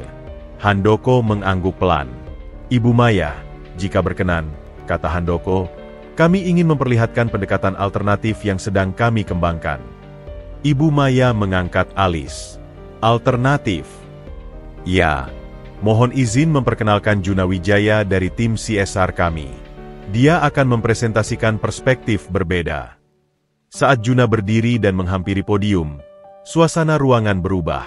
Beberapa anggota tim KLHK saling pandang, heran melihat penampilan sederhana pemuda muda yang jelas-jelas bukan eksekutif biasa. "Selamat pagi, Ibu, Bapak," buka Juna dengan suara sedikit gemetar, tetapi matanya berbinar dengan keyakinan. "Nama saya Juna. Sebelum bergabung di Semeru Group, saya adalah penjual koran di persimpangan dekat sini." Ruang rapat mendadak hening. Bahkan Ibu Maya terlihat terkejut. "Dalam beberapa minggu terakhir, saya dan tim telah berbicara langsung dengan 287 keluarga yang akan terdampak pembangunan Semeru Tower. Bukan melalui kuesioner formal, tetapi dengan duduk di warung kopi, mengunjungi rumah mereka, mendengarkan keluh kesah di teras rumah yang akan digusur." Juna menekan remote, dan layar menampilkan foto-foto dokumentasi sederhana. Seorang ibu tua di depan rumahnya yang reot, sekelompok pengrajin di bengkel sempit, anak-anak bermain di selokan yang tercemar. "Data bapak-bapak dan ibu-ibu lihat tadi benar secara statistik," lanjut Juna, "tapi tidak benar secara manusiawi. Karena yang tidak tercatat adalah cerita Pak Suroto yang khawatir tidak bisa menguburkan istrinya di pekarangan rumah seperti wasiat almarhumah, atau Bu Darmi yang warung kopinya selama 3 generasi menjadi tempat berkumpul warga." Hermanto memperhatikan Ibu Maya. Ekspresi perempuan itu mulai berubah dari skeptis menjadi tertarik. "Lalu apa usulanmu?" tanya Ibu Maya langsung. Juna mengambil napas dalam. "Selama ini, pendekatan perusahaan besar terhadap masyarakat terdampak adalah kompensasi finansial. Uang ganti rugi, lalu selesai. Tapi kami mengusulkan pendekatan kemitraan." Dia menekan tombol berikutnya, dan sebuah diagram sederhana muncul. Pertama, program relokasi yang tidak memutuskan mata pencaharian. Kami tidak hanya pindahkan orang, tapi pindahkan juga ekonomi mereka. Kedua, pembentukan koperasi bersama di mana Grup Semeru menjadi mitra pemasaran untuk produk UMKM lokal. Ketiga, Juna melanjutkan dengan semangat yang semakin membara. Ketiga, yang paling penting, kami mengusulkan mengubah sebagian area proyek menjadi pusat ekonomi kreatif masyarakat, bukan mal mewah, tapi pasar rakyat modern di mana mereka bisa terus berusaha. Salah satu anggota tim KLHK bersuara, "Itu akan mengurangi keuntungan perusahaan." Dalam jangka pendek, ya, akui Juna. Tapi dalam jangka panjang, masyarakat yang sejahtera adalah mitra bisnis yang paling stabil. Dan yang terpenting, Juna memandang langsung ke arah Ibu Maya. "Yang terpenting, ini bukan charity. Ini investasi pada manusia. Seperti ibu saya yang sakit-sakitan selalu bilang, memberi kai lebih baik daripada memberi ikan." Ruangan sunyi sejenak. Kemudian Ibu Maya bersuara, "Pendekatan yang menarik. Tapi bisakah diimplementasikan? Kami butuh detail teknis." Hermanto akhirnya berdiri. "Ibu Maya, jika diberi kesempatan, kami akan membentuk tim khusus yang dipimpin langsung oleh Juna untuk mengembangkan proposal ini menjadi program konkret. Kami siap mengalokasikan dana khusus dan mengubah desain proyek untuk mengakomodasi usulan-usulan ini." Ibu Maya memandangi Juna lama, lalu ke Hermanto. "Selama ini, yang kami lihat dari perusahaan besar adalah pendekatan templat, sama semua. Hari ini, untuk pertama kalinya, saya melihat sesuatu yang berbeda." Dia berdiri, "Apro Acet Juna, pemuda, dari mana kamu belajar semua ini?" Juna tersenyum sederhana. "Dari kehidupan, Bu. Dari mendengarkan cerita para pembeli koran saya dulu, dari mengantri di puskesmas bersama ibu-ibu, dari tidur di peran toko ketika hujan deras. Kemewahan paling berharga adalah memahami penderitaan orang lain." Presentasi itu tidak serta-merta menyelesaikan semua masalah Semeru Group. Tapi ketika tim KLHK meninggalkan ruangan, Ibu Maya berbisik pada Hermanto, "Pertahankan pemuda itu, Pak Hermanto. Dia adalah harta karun untuk perusahaan Anda." Dan untuk pertama kalinya dalam beberapa minggu, Hermanto melihat cahaya di ujung terowongan. Bukan dari konsultan mahal atau strategi bisnis rumit, tetapi dari ketulusan seorang mantan penjual koran yang berani mengatakan kebenaran, bahwa bisnis yang berkelanjutan harus dimulai dari mendengarkan mereka yang paling terdampak. Suasana di divisi CSR pagi itu bagaikan dua kutub yang bertolak belakang. Di satu sisi, Cubikle Juna dikelilingi rekan-rekan yang antusias memberikan selamat atas keberhasilannya mempresentasikan proposal baru kepada tim KLHK. Di sisi lain, Rendra duduk membelakangi semua keriangan itu, bahunya tegang dan wajahnya gelap. "Jun, itu benar-benar presentasi yang mengagumkan," puji Sari sambil menepuk punggung Juna. Ibu Maya dari KLHK saja terkesan. "Kita belum berhasil, Sar," jawab Juna rendah hati. "Ini baru awal. Sekarang kita harus buktikan bahwa proposal ini bisa dijalankan." Dari balik cubiklenya, Rendra memantrai dengan suara cukup keras untuk didengar. "Presentasi bagus tidak berarti apa-apa tanpa eksekusi yang solid. Kita lihat saja nanti." Handoko keluar dari ruangannya dengan dokumen di tangan. "Juna, saya butuh kamu segera menyusun detail anggaran untuk program kemitraan ini. Tim keuangan meminta breakdown lengkap sebelum jam 2 siang. "Tentu, Pak," jawab Juna. "Saya akan kerjakan segera." Sepanjang pagi, Juna bekerja dengan fokus penuh. Data dari lapangan, usulan program, hingga perhitungan kasar biaya ia susun dengan teliti. Saat waktu menunjukkan pukul 11.30, ia merasa perlu istirahat sejenak. "Sar, saya ke pantry dulu. Mau ambil air," katanya pada Sari. "Oke, Jun. Nanti saya jagain komputermu." Tak lama setelah Juna pergi, Rendra bangkit dari kursinya. Dengan gerakan cepat, ia menghampiri komputer Juna yang masih dalam keadaan menyala. "Sari, bos minta kamu ke ruangannya sekarang," ujar Rendra pada Sari. "Sekarang? Tapi..." "Sekarang," tegas Rendra. Begitu Sari pergi, jari-jari Rendra dengan lincah membuka file Excel berisi rancangan anggaran Juna. Dengan beberapa klik, ia mengubah angka-angka kritis, mengurangi biaya operasional tapi membengkakkan biaya administrasi hingga 5 kali lipat. Perubahan yang cukup halus untuk tidak langsung ketahuan, tapi cukup untuk membuat proposal itu terlihat tidak efisien dan berpotensi koruptif. "Kita lihat apakah kejujuran MU bisa menyelamatkanmu kali ini," gumam Rendra sinis sebelum kembali ke mejanya. Saat Juna kembali, ia langsung melanjutkan pekerjaannya. Tanpa curiga, ia menyimpan file dan mengirimkannya ke tim keuangan tepat pada pukul 1.55 siang. Pukul 4 sore, telepon di meja Handoko berdering. Dari seberang terdengar suara marah Direktur Keuangan. "Handoko, apa maksudmu mengirimkan proposal anggaran seperti ini?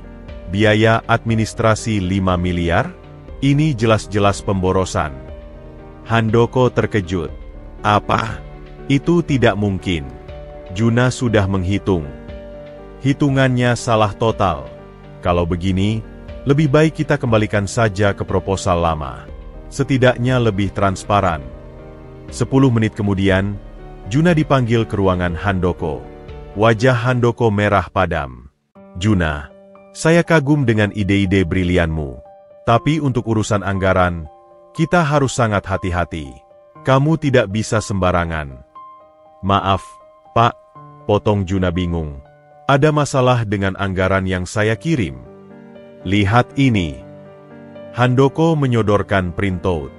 Biaya administrasi 5 miliar, sementara biaya untuk masyarakat cuma 3 miliar? Ini akan membuat kita dicap sebagai perusahaan serakah. Juna memeriksa dokumen itu, matanya membelalak. "Tapi, ini bukan angka yang saya input, Pak. Saya input maksimal 1 miliar untuk administrasi, dan 7 miliar untuk program masyarakat. Jangan coba-coba mengelak. Juna, file ini langsung dari komputermu." Juna terdiam sejenak.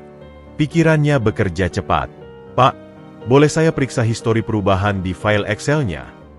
Dengan pengawasan Handoko, Juna membuka file Excel dan memeriksa fitur track Changes. Dan di sana, tertulis jelas, perubahan dilakukan oleh user Ruidiawan, username Rendra, pada pukul 11.35. "Rendra," gumam Handoko. "Panggil dia ke sini sekarang." Ketika Rendra masuk ruangan, wajahnya penuh dengan kepura-puraan. "Ada masalah, Pak." "Rendra, apakah kamu mengubah file anggaran Juna tadi siang?" tanya Handoko langsung. Rendra berpura-pura terkejut. "Saya? Tidak. Pak, mungkin Juna salah input lalu menyalahkan orang lain. Tapi histori perubahan menunjukkan. Histori bisa dimanipulasi, Pak. Potong Rendra cepat. Atau mungkin Juna tidak sengaja login dengan username saya. Dia kan masih baru, sering bingung dengan sistem kita. Juna yang dari tadi diam, tiba-tiba bersuara. Pak Handoko, saya punya usulan. Mari kita periksa CCTV di area Cubikle.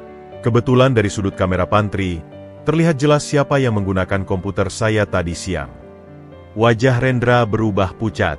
CCTV? Itu melanggar privasi. Tidak ketika ada indikasi pelanggaran etik perusahaan, tegas Handoko. Ia mengangkat telepon dan menghubungi bagian keamanan. 15 menit yang menegangkan berlalu. Ketika email dari keamanan tiba dengan lampiran foto-foto jelas menunjukkan Rendra menggunakan komputer Juna, segala kebohongan itu runtuh. Rendra? Handoko memandangi stafnya dengan rasa kecewa yang dalam. Selama 3 tahun kamu bekerja di sini, saya selalu mendukungmu. Kenapa? Rendra menunduk. Bahunya gemetar.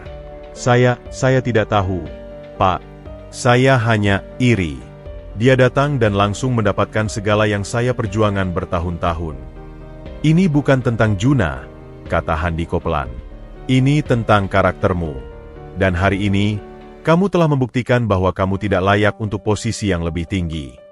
Hermanto yang mendengar keributan itu masuk ke ruangan. Ada apa ini? Setelah Handoko menjelaskan kejadiannya, Hermanto menghela napas panjang.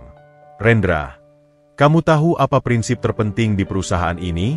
Kepercayaan. Dan hari ini, kamu telah menghancurkannya. Dengan suara berat, Hermanto melanjutkan, kamu dibebaskan dari tugas efektif hari ini juga. HR akan memproses pemberhentianmu dengan segala konsekuensinya. Setelah Rendra pergi dengan wajah hancur, Hermanto memandang Juna. Maaf kamu harus mengalami ini, Nak. Tapi sikapmu yang tenang dan menggunakan fakta untuk membela diri, itu sangat dewasa. Sebenarnya, saya sedih, Pak, jawab Juna. Saya tidak ingin ada yang dipecat karena saya. Bukan karena kamu, tegas Hermanto. Ini tentang pilihan. Rendra memilih jalan yang salah, dan dia harus bertanggung jawab. Keesokan harinya, berita tentang pemecatan Rendra menyebar di seluruh perusahaan. Banyak yang terkejut. Tapi lebih banyak lagi yang lega karena selama ini Rendra dikenal suka menyabotase rekan kerjanya. Dan bagi Juna, kejadian ini menjadi pelajaran berharga bahwa dalam dunia yang kompleks sekalipun, kebenaran dan kejujuran tetap akan menang. Seperti kata ibunya, kebenaran mungkin tersandung, tapi tidak akan pernah jatuh. Ruangan boardroom di Menara Semeru pagi itu menjadi saksi pertemuan paling krusial dalam sejarah perusahaan. Di satu sisi meja yang panjang duduk para investor utama grup Semeru, dipimpin oleh Bapak Lim sendiri, seorang Taipan berusia 60-an dengan sorot mata tajam yang terkenal tidak mudah percaya. Di sisi lain duduk tim grup Semeru yang dipimpin Hermanto, dengan Juna hadir sebagai penasihat khusus. Lim, saya menghargai kedatangan Anda langsung dari Singapura, buka Hermanto dengan suara tenang meski jantungnya berdebar kencang. Bapak Lim menyapu pandangannya ke sekeliling ruangan, berhenti sejenak pada Juna yang jelas-jelas lebih muda dan berpakaian lebih sederhana dari yang lain. Hermanto, Anda tahu saya tidak suka membuang waktu. Beri saya alasan kuat mengapa saya tidak harus menarik investasi 2 triliun rupiah dari proyek ini. Hermanto mengangguk. Justru kami ingin menunjukkan mengapa investasi Bapak justru akan lebih aman dengan pendekatan baru kami. Ia menunjuk ke arah Juna. Izinkan saya memperkenalkan Juna Wijaya, konsultan khusus kami untuk program kemitraan masyarakat. Bapak Lim mengerutkan kening. Dia masih sangat muda. Latar belakangnya. Silakan, Juna, dorong Hermanto. Juna berdiri. Tangannya sedikit berkeringat tapi suaranya tegas ketika ia mulai berbicara.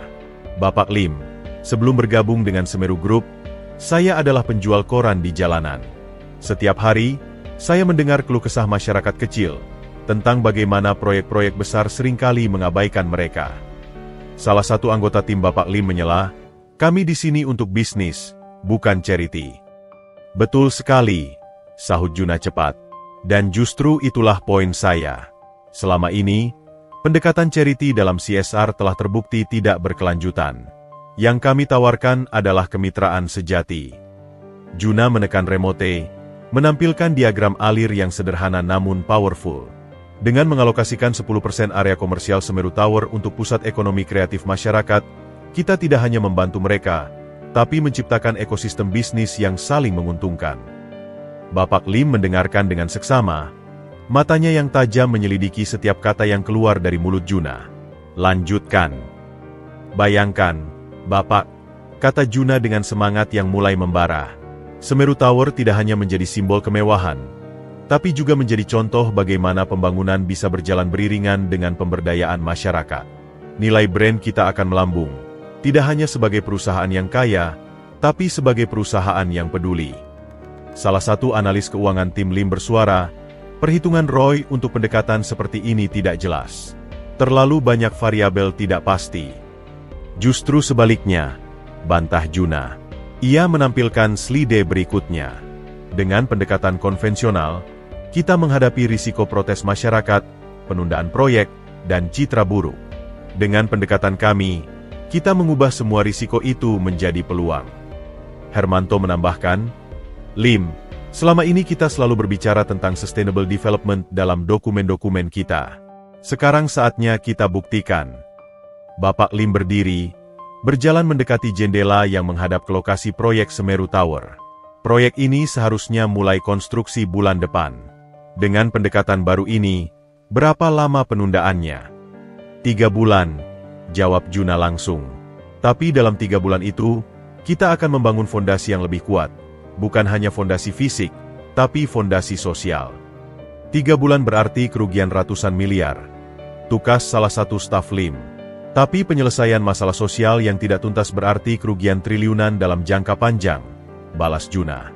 Seperti membangun istana di atas pasir. Kalimat terakhir itu membuat Bapak Lim berbalik. Matanya menatap Juna dengan intens. Kamu yakin bisa mewujudkan semua ini?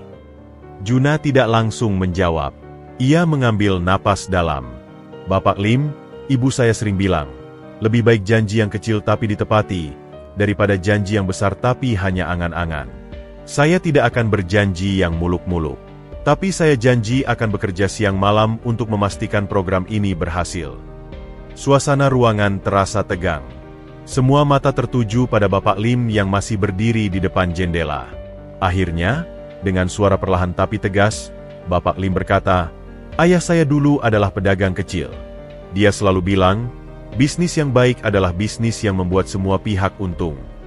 Ia berbalik menghadap Hermanto. Saya beri kamu 3 bulan. Tapi dengan satu syarat. Syarat apa, Lim? Tanya Hermanto. Pemuda ini, Bapak Lim menunjuk Juna, yang memimpin tim khususnya. Saya ingin dia yang bertanggung jawab langsung pada saya untuk progres program ini. Hermanto tersenyum lega. Itu sudah menjadi rencana kami. Setelah pertemuan berakhir dan tim Bapak Lim keluar ruangan, Hermanto memandang Juna dengan bangga. Kamu tahu, tidak banyak orang yang berani berdialog setara dengan Bapak Lim seperti itu. Juna menghela napas lega. Saya hanya mengatakan apa yang saya yakini, Pak. Seperti ketika saya jual koran dulu, kejujuran adalah modal terbesar kita. Sore itu, ketika kabar tentang persetujuan Bapak Lim menyebar, seluruh perusahaan bersorak. Tapi bagi Juna, ini bukan akhir, melainkan awal dari tanggung jawab yang lebih besar. Di pundaknya kini terbeban tidak hanya harapan perusahaan, tapi juga harapan ratusan keluarga yang akan terdampak pembangunan Semeru Tower. Dengan laptop sederhananya dan keyakinan yang tidak sederhana, Juna bersiap menulis babak baru dalam dunia bisnis, di mana profit dan purpose tidak harus bertolak belakang, tapi bisa berjalan beriringan menuju masa depan yang lebih baik untuk semua. 6 bulan telah berlalu sejak pertemuan menentukan dengan Bapak Lim. Pagi itu, area sekitar lokasi pembangunan Semeru Tower yang dulu hanya berupa lahan kosong dan puing-puing, kini telah berubah menjadi sesuatu yang luar biasa. Di bagian depan, kerangka beton raksasa menandakan kemajuan konstruksi, tetapi yang lebih menarik perhatian adalah Pasar Kreatif Semeru, sebuah kompleks perdagangan modern yang ramai dengan aktivitas para pengusaha kecil dan menengah. Juna berdiri di pintu masuk pasar, mengenakan kemeja sederhana dengan lengan digulung, memandangi hasil kerja keras timnya selama setengah tahun terakhir. Di sekelilingnya, para pedagang yang dulunya adalah masyarakat terdampak proyek, kini dengan bangga menjajakan produk mereka, dari kerajinan tangan, makanan tradisional, hingga produk fashion lokal. "Mas Juna, coba lihat toko saya yang sudah diperbesar," seru Bu Darmi, pemilik warung kopi legendaris yang awalnya akan digusur, kini justru memiliki tempat yang lebih baik dan luas. Juna tersenyum lebar. "Wah, semakin maju, Bu. Pelanggannya juga semakin ramai ya. Berkat program kemitraan ini, omset saya naik 3 kali lipat," caya Bu Darmi gembira. Tak jauh dari sana, Pak Suroto yang dulu khawatir tidak bisa memakamkan istrinya di pekarangan rumah, kini dengan bangga menunjukkan galeri kerajinan kayunya yang menjadi salah satu daya tarik utama pasar. "Lihat, Jun, pesanan dari hotel-hotel berbintang sudah mulai berdatangan." Sementara itu, di lantai 40 Menara Semeru, Hermanto sedang memimpin rapat direksi yang sangat khusus. Di ruangan itu hadir tidak hanya jajaran direksi perusahaan, tetapi juga Bapak Lim yang khusus terbuka dari Singapura, dan perwakilan dari Kementerian Lingkungan Hidup dan Kehutanan. "Data yang kami kumpulkan menunjukkan sesuatu yang luar biasa," lapor Handoko dengan wajah berbinar. Selain progres konstruksi yang tepat waktu, program kemitraan masyarakat telah menciptakan 500 lapangan kerja baru, dan yang lebih penting, nilai saham grup Semeru telah naik 25% sejak kami mengimplementasikan pendekatan baru ini. Bapak Lim mengangguk pelan. Wajahnya yang biasanya keras kini terlihat puas. "Saya tidak sering salah dalam menilai orang. Tapi tentang pemuda Juna itu, saya hampir membuat kesalahan besar." Seorang staf masuk ruangan dan berbisik sesuatu pada Hermanto. Hermanto langsung tersenyum. "Tamu spesial kita sudah datang. Mari kita sambut." Pintu ruangan terbuka, dan Juna masuk dengan sedikit kikuk. Masih mengenakan apron dari pasar kreatif tempatnya tadi membantu memecahkan masalah distribusi barang. "Maaf saya terlambat. Ada sedikit kendala dengan pengiriman produk UMKM ke cabang retail baru," ucap Juna dengan napas sedikit terengah. Ibu Maya dari KLHK berdiri dan menjabat tangan Juna. "Pemuda, apa yang Anda dan tim lakukan di sini ini adalah contoh sempurna bagaimana pembangunan berkelanjutan seharusnya dijalankan. Kami di kementerian memutuskan untuk menjadikan proyek ini sebagai model percontohan nasional." Juna terpana. "Model percontohan nasional?" "Ya," sahut Bapak Lim. "Dan itu belum semuanya." Ia memandang Hermanto. "Sudah waktunya, Hermanto." Hermanto berdiri. Wajahnya serius tapi matanya berbinar bangga. "Juna, dalam 6 bulan ini, kamu tidak hanya menyelamatkan proyek senilai triliunan rupiah, tapi juga mengubah cara berpikir kita semua tentang arti bisnis yang sesungguhnya." Dia berjalan mendekati Juna. Atas rekomendasi seluruh jajaran direksi, dan dengan dukungan penuh dari para investor. Hermanto berhenti sejenak. "Kami mengangkatmu sebagai Kepala Divisi Community Engagement dan Sustainable Development yang baru, sebuah divisi khusus yang kami bentuk untuk memastikan bahwa semua proyek grup Semeru ke depan akan mengikuti model yang telah kamu buat." Juna terdiam, tidak bisa berkata-kata. Air mata mulai menggenang di matanya. Saya tidak layak, Pak. Saya hanya melakukan apa yang saya rasa benar." "Justru itulah mengapa kamu paling layak," sahut Bapak Lim. "Di dunia yang penuh dengan orang yang melakukan sesuatu karena mereka bisa, kamu melakukan sesuatu karena itu benar." Sore itu, ketika pengumuman resmi disebarkan ke seluruh perusahaan, tidak ada yang meragukan lagi. Semua karyawan, bahkan mereka yang dulu meremehkan Juna, kini mengakui bahwa pemuda ini telah membawa angin segar yang sangat dibutuhkan perusahaan. Dalam pidato singkatnya di depan seluruh staf, Juna berkata dengan suara yang bergetar namun jelas, 6 bulan yang lalu, saya hanya seorang penjual koran. Yang saya punya hanyalah mimpi dan keyakinan bahwa kebaikan akan selalu kembali pada kita. Hari ini, saya belajar bahwa kesuksesan sejati bukan tentang seberapa tinggi kita naik, tapi tentang berapa banyak orang yang kita bawa bersama kita." Dia memandang Hermanto yang berdiri di sampingnya. "Bapak Hermanto mengubah hidup saya dengan segelas air. Sekarang, tugas kitalah untuk memberi air pada mereka yang haus akan kesempatan untuk hidup lebih baik, untuk bermimpi lebih besar, dan untuk percaya bahwa dalam bisnis yang sesungguhnya, tidak harus ada yang dikorbankan." 2 tahun kemudian, Pasar Kreatif Semeru telah menjadi destinasi wisata kuliner dan belanja yang terkenal di Jakarta. Program kemitraan masyarakat ala Juna telah diadopsi oleh puluhan perusahaan besar di Indonesia. Dan yang paling membanggakan, Yayasan Pendidikan Ibu Juna, yang didirikan Juna untuk mengenang ibunya, telah memberikan beasiswa pada ratusan anak tidak mampu untuk mengenyam pendidikan yang layak. Di sebuah ruang kerja yang sekarang menjadi miliknya, Juna masih menyimpan botol air mineral sederhana yang dulu ia berikan pada Hermanto. Botol itu menjadi pengingat abadi bahwa dari hal-hal kecil yang kita lakukan dengan tulus, bisa tumbuh sesuatu yang besar. Sesuatu yang mampu mengubah tidak hanya satu kehidupan, tetapi banyak kehidupan. Dan di meja kerjanya, terpampang plakat sederhana dengan tulisan, Kepala Divisi Community Engagement Sustainable Development, Juna Wijaya. Sebuah bukti bahwa dalam hidup, kebaikan hati dan ketulusan tidak pernah sia-sia. Puncak kesuksesan Juna sebagai kepala divisi baru ternyata tidak menjadi tameng dari kepedihan hidup. Di balik sorotan dan pujian, ada sebuah pertempuran pribadi yang semakin menggerogoti hatinya. Kondisi kesehatan ibunya, yang sempat membaik berkat pengobatan yang lebih layak, tiba-tiba merosot drastis. Malam itu, Juna duduk di samping ranjang ibunya di rumah sakit. Tangan keriput ibu yang ia pegang terasa dingin, meski ruangan cukup hangat. Monitor di samping tempat tidur menampilkan garis-garis naik turun yang melelahkan. "Ibu, kuatkan ya," bisik Juna, suaranya serak. "Besok dokter spesialis dari Singapura yang ditanggung perusahaan akan datang. Pasti ada harapan." Sang ibu membuka mata dengan susah payah. Senyum tipis mengambar di bibirnya yang pucat. "Juna, anak ibu yang soleh. Ibu sudah bahagia sekali melihat kesuksesanmu." "Jangan bicara seperti itu, Bu," pinta Juna, menggenggam tangan ibunya lebih erat. "Ibu harus melihat saya mencapai lebih banyak lagi. Harus melihat cucu ibu nanti." "Listen to me, nak," ujar sang ibu dengan suara lembut namun berisi. "Kesuksesan terbesarmu bukan pada jabatan atau kekayaan, tapi pada hatimu yang tetap baik. Ibu bangga padamu." Tetesan air mata mulai mengalir di pipi Juna. Tapi semua itu karena ibu. Karena nasihat-nasihat ibu. Karena doa ibu. "Juna," panggil ibunya lagi. Matanya mulai sayu.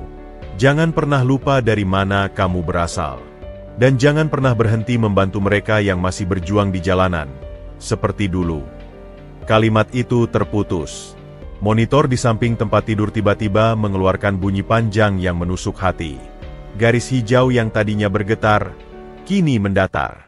Ibu, teriak Juna, mengguncang-guncang tubuh ibunya yang semakin lemas. "Dokter, tolong." Tapi segalanya sudah terlambat. Ibu Juna, perempuan kuat yang telah membesarkannya dengan penuh kasih dan ketabahan, telah pergi untuk selamanya. Kabar duka itu menyebar cepat ke seluruh grup Semeru keesokan harinya. Hermanto, yang sedang memimpin rapat penting dengan investor internasional, langsung membatalkan acara begitu mendengar kabarnya. "Juna," panggil Hermanto lembut saat ia tiba di rumah duka yang sederhana. Ruang tamu kecil itu sudah dipenuhi karangan bunga dan pelayat. Juna, yang duduk lesu di samping peti mati ibunya, mengangkat kepala. Matanya merah bengkak. "Pak Hermanto, ibu sudah pergi." Hermanto mendekat, meletakkan tangan di pundak Juna. "Saya tahu, nak. Ibu adalah perempuan hebat. Dialah yang membentukmu menjadi orang seperti sekarang." Satu persatu, rekan-rekan kerja Juna datang melayat. Bahkan para pedagang dari Pasar Kreatif Semeru datang dengan pakaian sederhana, membawa doa dan duka cita mereka. "Mas Juna," ucap Budarmi dengan mata berkaca-kaca, "ibumu pasti sangat bangga. Dulu saya pernah ketemu beliau. Dia cerita bagaimana kamu jual koran demi biayain obat-obatannya." Pak Suroto mengangguk. "Kami semua berhutang budi padamu, Jun. Dan kami tahu, itu semua karena didikan ibumu." Yang paling mengejutkan Juna adalah kedatangan Bapak Lim yang khusus terbuka dari Singapura. Taipan itu datang dengan sederhana, tanpa pengawal atau kemewahan. "Pemuda," ucap Bapak Lim sambil menjabat tangan Juna. "Kehilangan seorang ibu adalah luka yang paling dalam. Tapi ingat, dia akan selalu hidup dalam setiap kebaikan yang kamu lakukan." Upacara pemakaman keesokan harinya dihadiri oleh orang-orang dari berbagai lapisan masyarakat, dari CEO hingga mantan teman-teman seperjuangan Juna di jalanan. Sebuah pemandangan yang jarang terlihat, di mana tidak ada sekat antara yang kaya dan yang miskin, yang berkuasa dan yang lemah. Mereka semua bersatu dalam duka. Setelah semua pelayat pergi, Juna duduk sendirian di teras rumah, memandangi bintang-bintang. Hermanto mendekat dan duduk di sampingnya. Dia perempuan terhebat yang pernah saya kenal, gumam Juna. Dia rela tidak berobat agar saya bisa makan. Dia menjual satu-satunya perhiasannya untuk membelikan saya sepatu saat wisuda SMA. Hermanto mengangguk, membiarkan Juna mencurahkan isi hatinya. Semua yang saya lakukan, semua kesuksesan ini, adalah untuknya. Dan sekarang dia tidak ada lagi untuk melihatnya. Juna, kata Hermanto lembut. Ibumu tidak perlu melihat dengan mata untuk tahu bahwa kamu telah menjadi orang yang dia impikan. Dia selalu tahu. Dia mengeluarkan sebuah amplop dari saku jasnya. Ini dari ibumu. Dia memberikannya pada perawat seminggu yang lalu, berpesan untuk diberikan padamu jika sesuatu terjadi. Dengan tangan gemetar, Juna membuka amplop itu. Isinya adalah selembar kertas yang ditulis tangan dengan kalimat-kalimat sederhana. Anakku Juna yang soleh, jika ibu sudah tidak ada, ingatlah ini. Hidup ini sementara, tapi kebaikanmu abadi. Jangan berduka terlalu lama. Dunia masih butuh banyak kebaikanmu. Teruslah jadi cahaya untuk mereka yang dalam kegelapan, seperti kamu telah jadi cahaya bagi ibu. Ibu mencintaimu selamanya. Juna menangis terseduh-seduh, meremas kertas itu erat-erat. Ini adalah ujian terberat dalam hidupnya. Kehilangan orang yang paling ia cintai di puncak kesuksesannya. Tapi di dalam kesedihan yang mendalam itu, ia bisa merasakan kehadiran ibunya. Dalam setiap nasihatnya, dalam setiap pelukan hangatnya, dalam setiap doanya. Dan Juna tahu, meski sang ibu telah pergi, warisan kasih dan kebijaksanaannya akan terus hidup melalui setiap karya dan kebaikan yang ia lakukan. Hidup harus terus berjalan. Dan bagi Juna, berjalan berarti melanjutkan perjuangan ibunya, membawa cahaya harapan bagi mereka yang masih berjuang dalam kegelapan, persis seperti yang selalu diajarkan sang ibu. Bulan-bulan setelah kepergian ibunya terasa seperti berjalan melalui kabut bagi Juna. Setiap pagi, ia masih terbangun dengan naluri untuk mengecek kondisi ibunya, hanya untuk diingatkan oleh kesunyian yang menyakitkan di rumahnya yang sekarang terasa terlalu besar. Namun, warisan ketabahan sang ibu mengalir dalam darahnya. Juna tidak membiarkan kesedihannya menghentikan langkahnya. Suatu sore, Hermanto memanggil Juna ke ruang kerjanya. Cahaya senja menyapu ruangan, menerangi wajah Juna yang masih menyisakan bayang-bayang duka. "Bagaimana keadaanmu, nak?" tanya Hermanto dengan penuh perhatian. Juna menghela napas halus. "Sedikit demi sedikit, Pak. Setiap hari terasa lebih ringan, meski kadang masih ada hari-hari yang berat." Hermanto mengangguk pengertian. Kehilangan seseorang yang kita cintai itu seperti kehilangan bagian dari diri sendiri. Tapi saya memanggilmu hari ini bukan hanya untuk menanyakan kabarmu. Ia mengambil sebuah brosur dari laci mejanya. Ini adalah program singkat di Singapore Management University, Strategic Leadership for Sustainable Development. 6 minggu. Juna menerima brosur itu, matanya berbinar meski masih samar. "Program ini sangat bergengsi, Pak. Tapi kenapa memperlihatkannya pada saya?" "Karena kamu yang akan mewakili perusahaan kita," jawab Hermanto tegas. "Kami mengirimkan aplikasimu sebulan yang lalu, dan kamu diterima." Juna terkesiap. "Tapi, saya tidak punya latar belakang pendidikan yang memadai. Peserta program seperti ini biasanya para eksekutif dengan gelar mentereng," sela Hermanto. "Tapi kami butuh sesuatu yang berbeda. Kami butuh pemimpin yang memahami sustainable development bukan sebagai teori, tapi sebagai panggilan jiwa." Juna memandangi brosur itu. Ini adalah kesempatan yang tidak pernah ia impikan, belajar di institusi kelas dunia.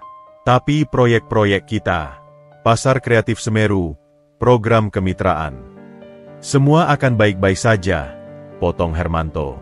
"Handoko dan tim sudah siap mengambil alih sementara. Ini waktumu untuk berkembang, Juna, untuk memperdalam pengetahuanmu, membangun jaringan, dan pulang dengan perspektif yang lebih luas. Malam itu, Juna berdiri di depan makam ibunya, membawa brosur itu. "Ibu, lihatlah," bisiknya, menempatkan selembar kopian brosur di atas nisan.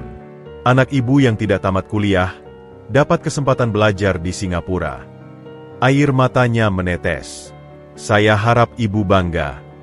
Angin sepau-sepau berhembus, menggerakkan daun-daun di pohon dekat makam, seolah menjawab bahwa sang ibu memang bangga.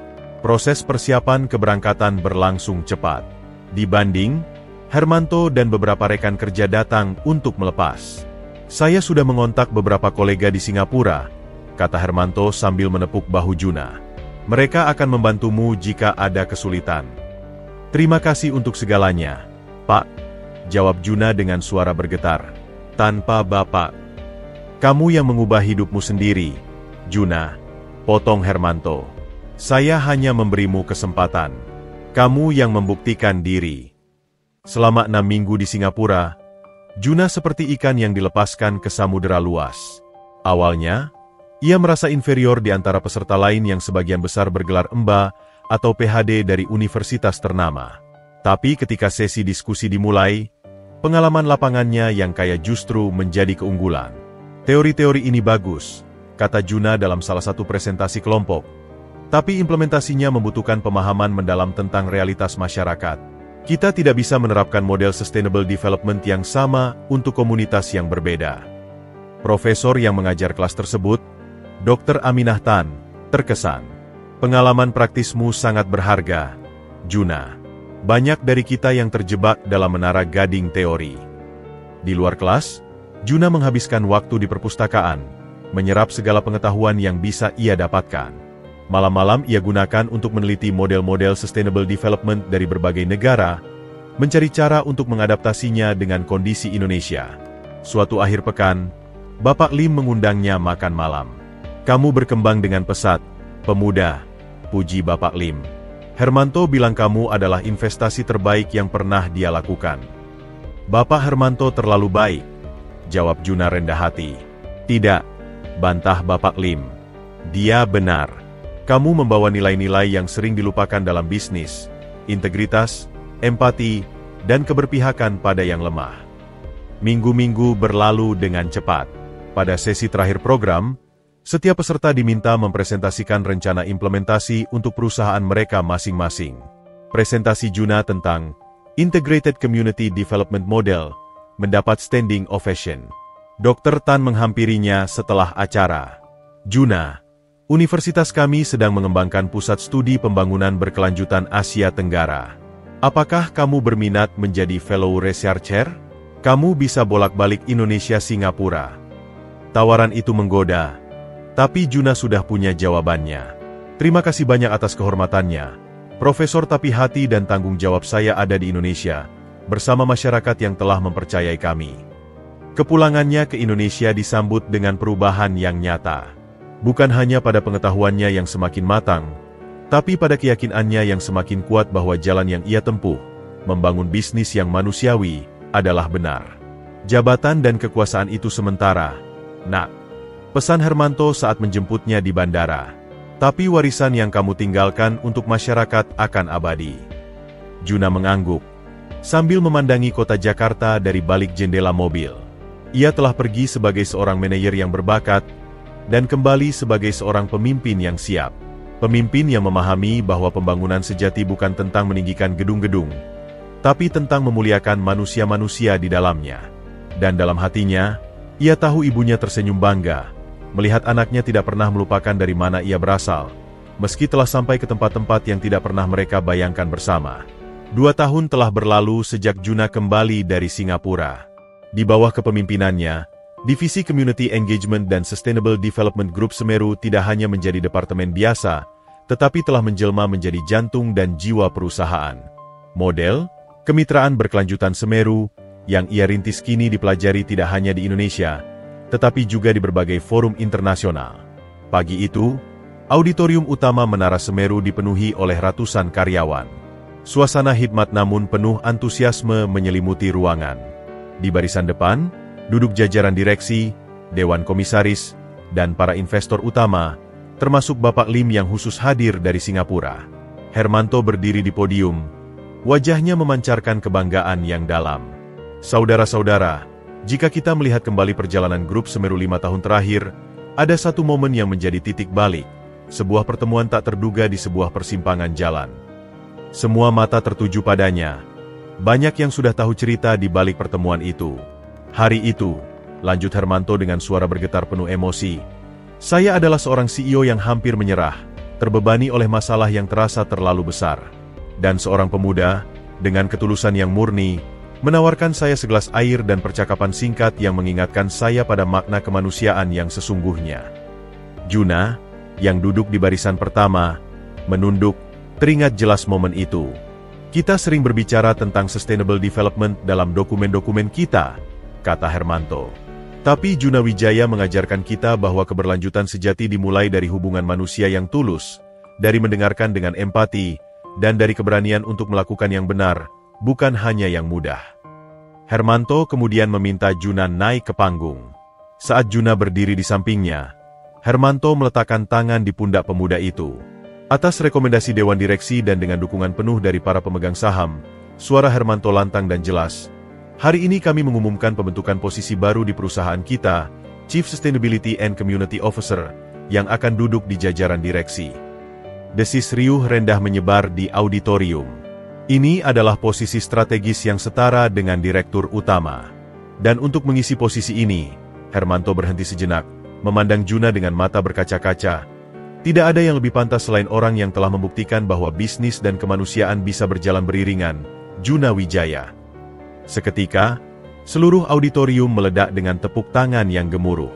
Karyawan-karyawan yang dulu meragukan Juna, kini berdiri memberikan standing ovation. Sari dan Handoko di barisan depan tersenyum dengan bangga. Mata mereka juga basah. Juna berdiri terpaku, tidak menyangka sama sekali. Ini melampaui semua impiannya. Bapak Lim naik ke panggung dan mengambil mikrofon. Sebagai investor terbesar, saya ingin berbagi cerita. Dulu, ketika Hermanto pertama kali memperkenalkan Juna, saya skeptis. Tapi pemuda ini tidak hanya membuktikan bahwa pendekatannya benar, tetapi juga bahwa bisnis yang beretika adalah bisnis yang paling menguntungkan dalam jangka panjang. Dia menoleh ke Juna. Nilai perusahaan kita telah naik 300% sejak kamu bergabung. Tapi yang lebih membanggakan, kita telah mengubah kehidupan puluhan ribu masyarakat tanpa mengorbankan profit. Hermanto menyodorkan mikrofon pada Juna yang masih terlihat terpana. Saya tidak tahu harus berkata apa. Gumam Juna, suaranya gemetar. Ini jauh melampaui mimpi seorang penjual koran. Auditorium kembali riuh dengan tepuk tangan. 5 tahun yang lalu, lanjut Juna dengan suara yang semakin mantap, saya hanya bisa bermimpi untuk bisa membiayai pengobatan ibu saya. Hari ini, berkat kepercayaan yang Bapak Hermanto berikan, kita bersama-sama telah membangun yayasan yang membantu ribuan anak seperti saya dulu. Dia memandang ke seluruh audiens. Jabatan ini bukan tentang kekuasaan. Ini tentang tanggung jawab yang lebih besar. Tanggung jawab untuk memastikan bahwa setiap proyek kita meninggalkan warisan yang baik, bukan hanya untuk pemegang saham, tapi untuk masyarakat dan lingkungan. Kepada ibu saya yang selalu percaya pada mimpi-mimpi besar, suara Juna terpecah. Terima kasih telah mengajarkan bahwa ketulusan tidak pernah sia-sia. Kepada Bapak Hermanto, terima kasih untuk segelas kepercayaan yang mengubah segalanya. 3 tahun kemudian, Juna Wijaya, mantan penjual koran, kini menjadi salah satu direktur termuda dan paling inspiratif di Indonesia. Di bawah kepemimpinannya, Grup Semeru tidak hanya menjadi perusahaan properti terkemuka, tetapi juga pelopor bisnis berkelanjutan di Asia Tenggara. Setiap tahun, dalam peringatan Hari Jadi Perusahaan, ada tradisi khusus. Juna dan Hermanto mengunjungi persimpangan tempat mereka pertama kali bertemu. Mereka duduk di bangku sederhana, minum air mineral dari botol yang sama, mengingat bahwa dari hal-hal kecil dan tulus, lahir perubahan-perubahan besar. Dan di meja kerja Juna, bersanding dengan plakat direktur dan penghargaan internasional, masih berdiri botol air mineral sederhana yang menjadi pengingat abadi, bahwa kesuksesan sejati dimulai dari hati yang tulus dan kesediaan untuk berbagi, bahkan ketika kita sendiri sedang haus. Karena sesungguhnya, kata Juna dalam sebuah wawancara, bisnis terbaik adalah yang tidak hanya mengisi pundi-pundi, tetapi juga memanusiakan manusia.